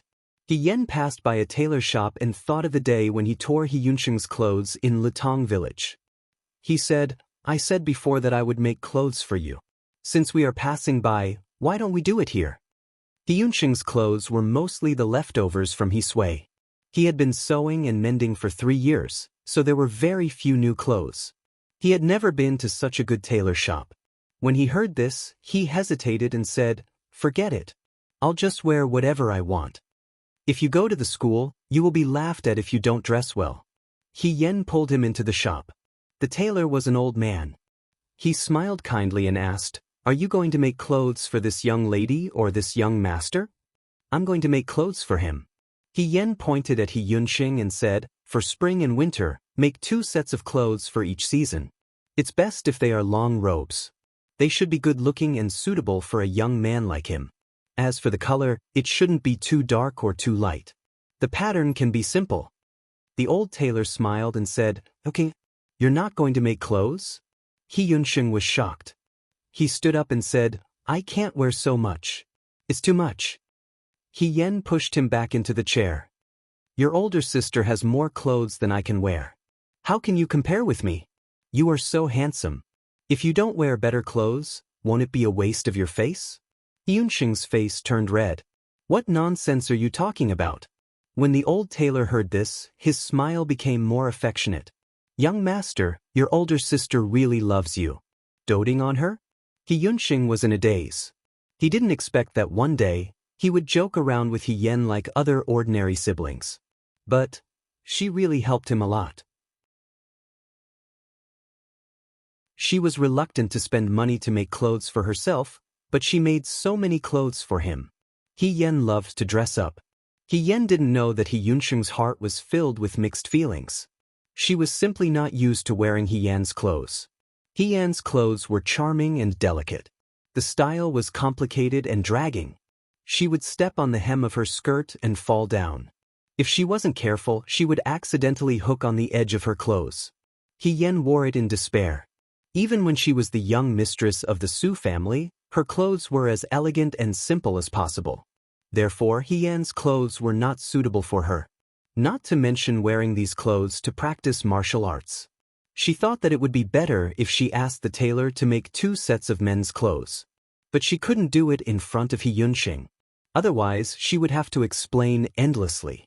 She would take advantage of the day when He Yunsheng wasn't around to do it secretly. The tailor was measuring He Yunsheng's body. He Yen casually walked around to look at the fabrics. She wanted to see if she could choose 1 or 2 bolts of fabric for He Yunsheng. At this time, someone suddenly called her name. "He Yen." He Yen turned her head to look. The person who called her was a young master. He was dressed very luxuriously. His appearance could be considered delicate and pretty, but there were dark circles under his eyes. His gaze was unfocused and he looked a little tired. There were a few servants following behind him. When they saw He Yen turn her head, their eyes lit up. They suddenly came forward to grab He Yan's hand. He Yen leaned to the side and avoided their claws. He Yan's eldest miss seemed to be quite famous in the capital. He Yen cursed in her heart. Why did she see acquaintances everywhere she went? First, it was Wang Jiugue. Now, there was this person. When the young master saw that He Yen avoided his hand, he paused for a moment. Then, his face immediately showed a sad expression. He held his heart and said, "You are still angry with me?" What did he mean? He Yen was still puzzled. The young man who looked like a calf rushed out like a whirlwind and blocked in front of He Yen. "Fan Cheng, you still dare to come?" Fan? He Yen suddenly realized that this was the legendary young master Fan, He Yen's heartbreaker.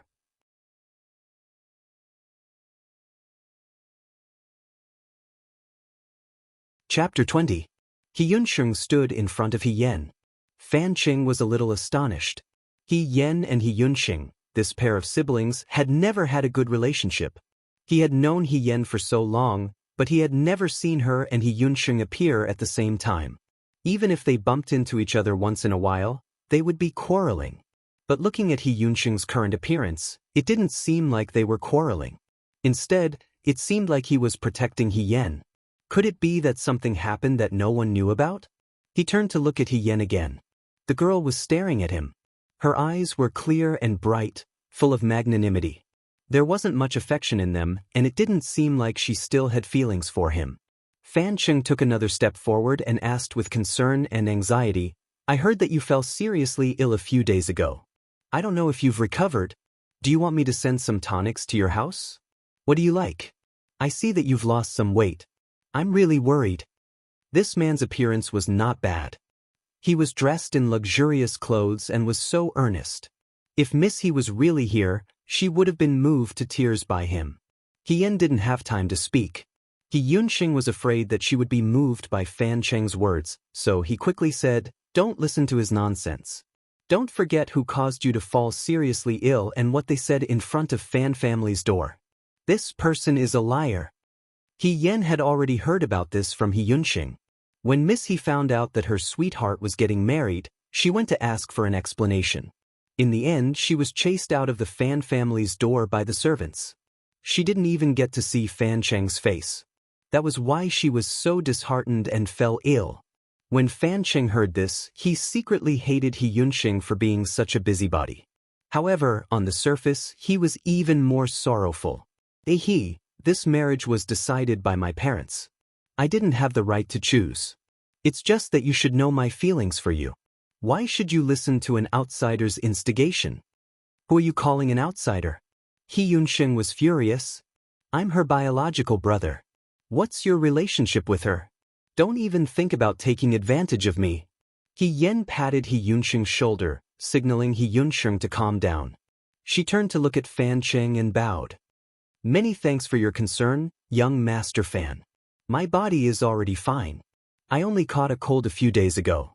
My younger brother is still young, so he spoke carelessly. Fan Cheng didn't expect her to say that. He was stunned and didn't say anything for a while. The past is now gone. Master Fan is now married and has a family.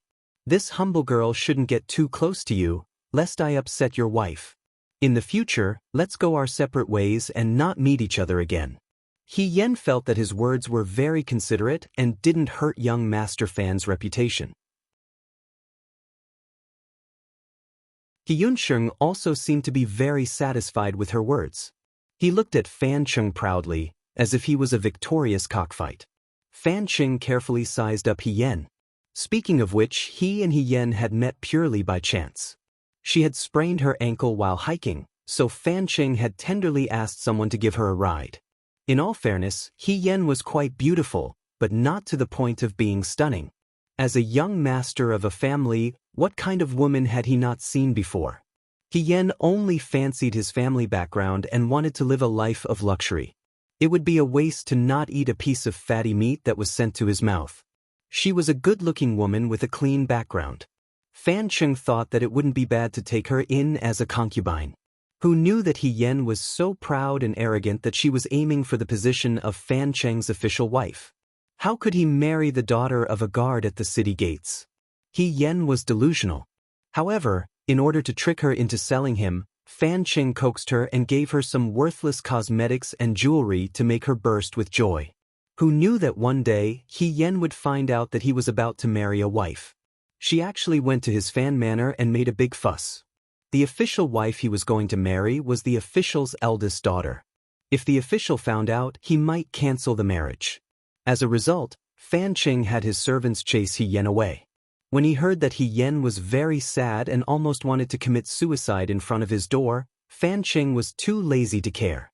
After that, he got married and took a beautiful wife into his arms.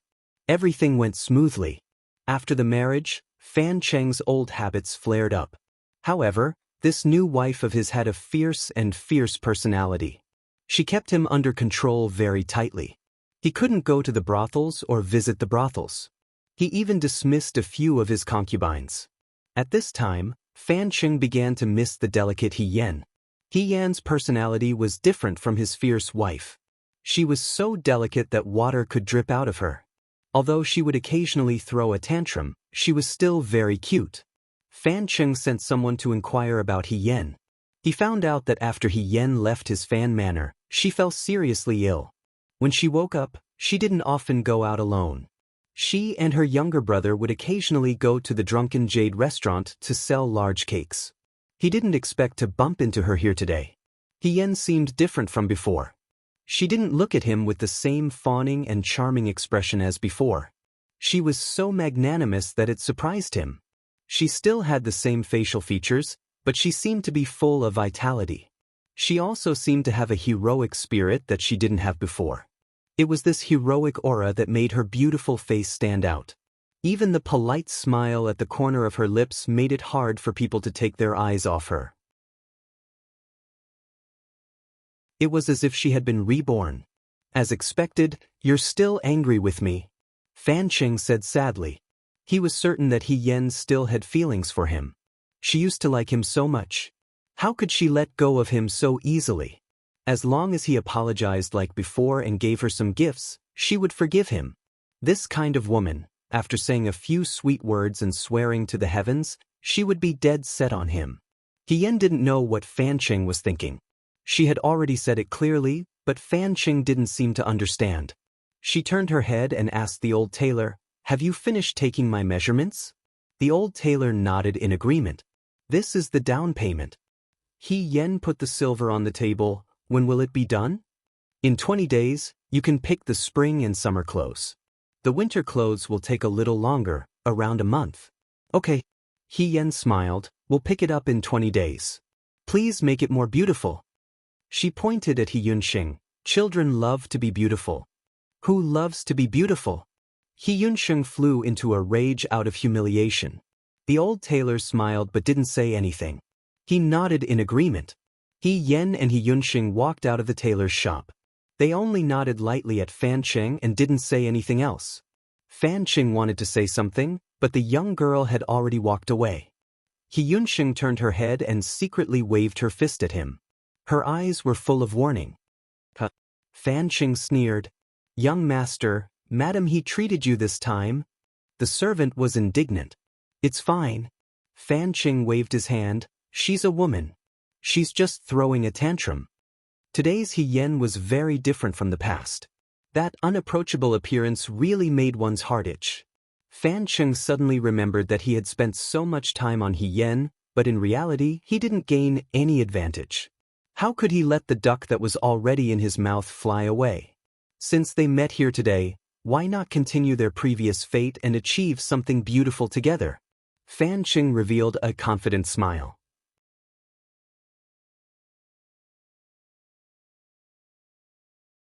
Chapter 21. On the way back, He Yunxing kept observing He Yan's expression. "You won't keep in touch with that fan guy again, right?" He confirmed again. "I promise you that I will never keep in touch with him again." He Yen said, "Is that okay?" He Yunxing saw that her attitude was firm and felt slightly relieved. He Yunxing didn't know what was wrong with him, but he kept on nagging the whole way. He sounded more like a granny than a granny. "It's not that I don't believe you, but that fan guy is too cunning. He's used to lying." He Yunxing kept on nagging. "What's so good about that kind of man? You were blind to have fallen for him in the first place. If you ask me, General Feng Yun is the one who is truly worthy of admiration." He Yan was listening to He Yunsheng's words, but they went in one ear and out the other.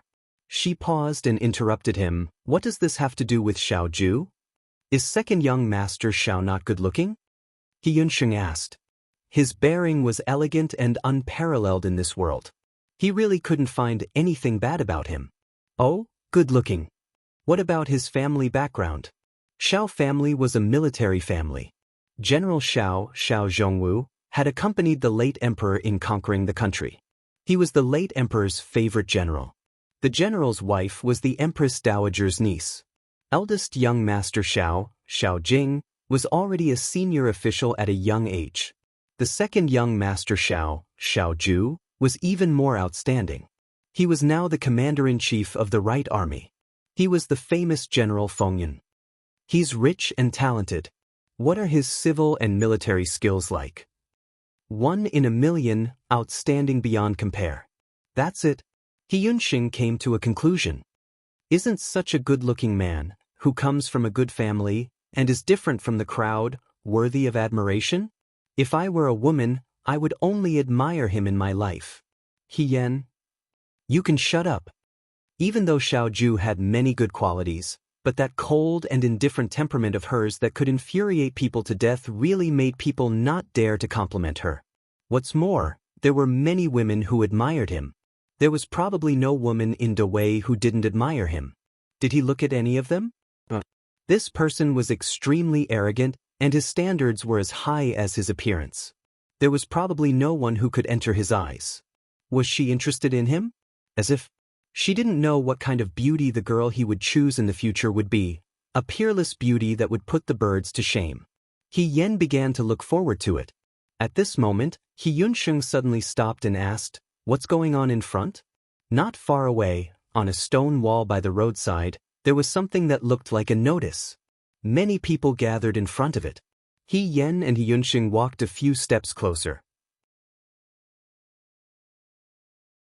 When they saw clearly what was written on the paper, they understood and said, "Turns out it's a conscription document.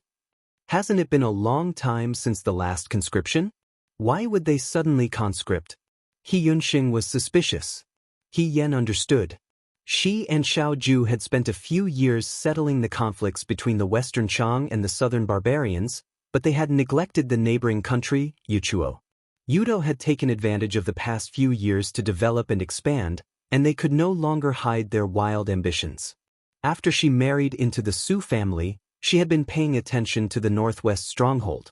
This conscription was probably to station at Liangzhou and train the new soldiers. He Yunsheng looked at it and suddenly tore off one of the conscription notices on the wall and put it in his pocket. He Yan asked curiously, "What are you doing?" "Nothing. I just want to keep it as a memento." He Yunsheng mumbled, "It's a pity that I can't go on the battlefield to kill the enemy yet. If I were a little older and stronger, I would also want to join the army." He Yan heard this and laughed. Joining the army is not a simple matter. You have to suffer the pain of the wind and sand, and you have to constantly watch the people around you sacrifice themselves. On the battlefield, you have to be prepared to fall at any time. You don't even dare to kill fish. How can you kill people? He Yunsheng was speechless. After a while, he said, "You say it as if you've been there before." He Yan walked with him back home, but only lowered his head and smiled. Of course, she had been there before. Speaking of which, at that time, she was about the same age as He Yunsheng. At that time, the Fuyue army was recruiting soldiers to go to Mo County. She had a big quarrel with He Yuansheng, so she secretly took some money and clothes at night and put on a mask to join the army. She used the name He Rufei. No one expected that He Rufei would join the army, and the He family also did not expect it. It was not until He Yan won the first battle, was promoted, and received a reward that the news spread to the He family. He Yan's life after joining the army was not as smooth as others thought. As a teenager and a girl, she had to be careful not to be exposed. She also had to compete with men who were stronger than her. On the battlefield, she could not cry or make a sound. She was often scolded by her generals. Sometimes, she could not say anything when her military achievements were stolen. She even had to smile and pour tea for her superiors. He Yan felt that before joining the army, She was still a taciturn, wooden girl who hid her thoughts in the bottom of her heart. After joining the army, she really learned how to grow up. Other than life and death, everything else was trivial. It was good enough to be alive. General Fei Hong replaced the young miss of the He family. From then on, she persevered step by step. Sometimes, when she thought about it, the name General Fei Hong was so closely related to her life. So much so that when He Yunsheng put the conscription notice in his arms, she was not as calm as she looked on the surface. He Yan's sudden silence was seen by He Yunsheng. He thought that she suddenly came back to her senses and was thinking about Fan Cheng. When they got home, he carefully warned He Yan again before returning to his room. Qing Mei had already left. The notice that He Yunsheng tore was still on the table. Under the light of the oil lamp, the thin paper fell heavily on He Yan's heart. After being busy with the He family's matters for so long, now that she had the money and He Yunsheng had found the school, she should also make plans for herself. How to get close to He Rufei was a problem. The current her had no power or influence. She was just a small commoner. No one would listen to her words. In her previous life, when she was He Rufei and when she was young Mistress Su, she only knew how to play with swords and sticks. She did not know anything about conspiracies. Now that she had a new life, she could not do those dirty and sinister things. What did she have? She only had this life. What could she do? She only knew how to go to war and kill the enemy. But what could she do now? He Yan's gaze fell on the conscription notice. Just a few lines of words made her heart surge. It was as if she had returned to the time when she was 15 years old. She carried the money and cloth bag, took advantage of the night, ran to the conscription tent and wrote her name. From then on, her military career began. Everything had to start all over again. This was the worst way but also the best way. She wanted to start all over again with the name He Yan. You're tuning in to the Passion Pages YouTube channel. We're so grateful for your support and don't forget to subscribe to join us on this incredible journey through captivating stories. Your generosity through donations truly makes a world of difference, as it's the primary source of revenue that allows me to expand and enhance this channel for you. Thank you from the bottom of my heart for being a part of this adventure.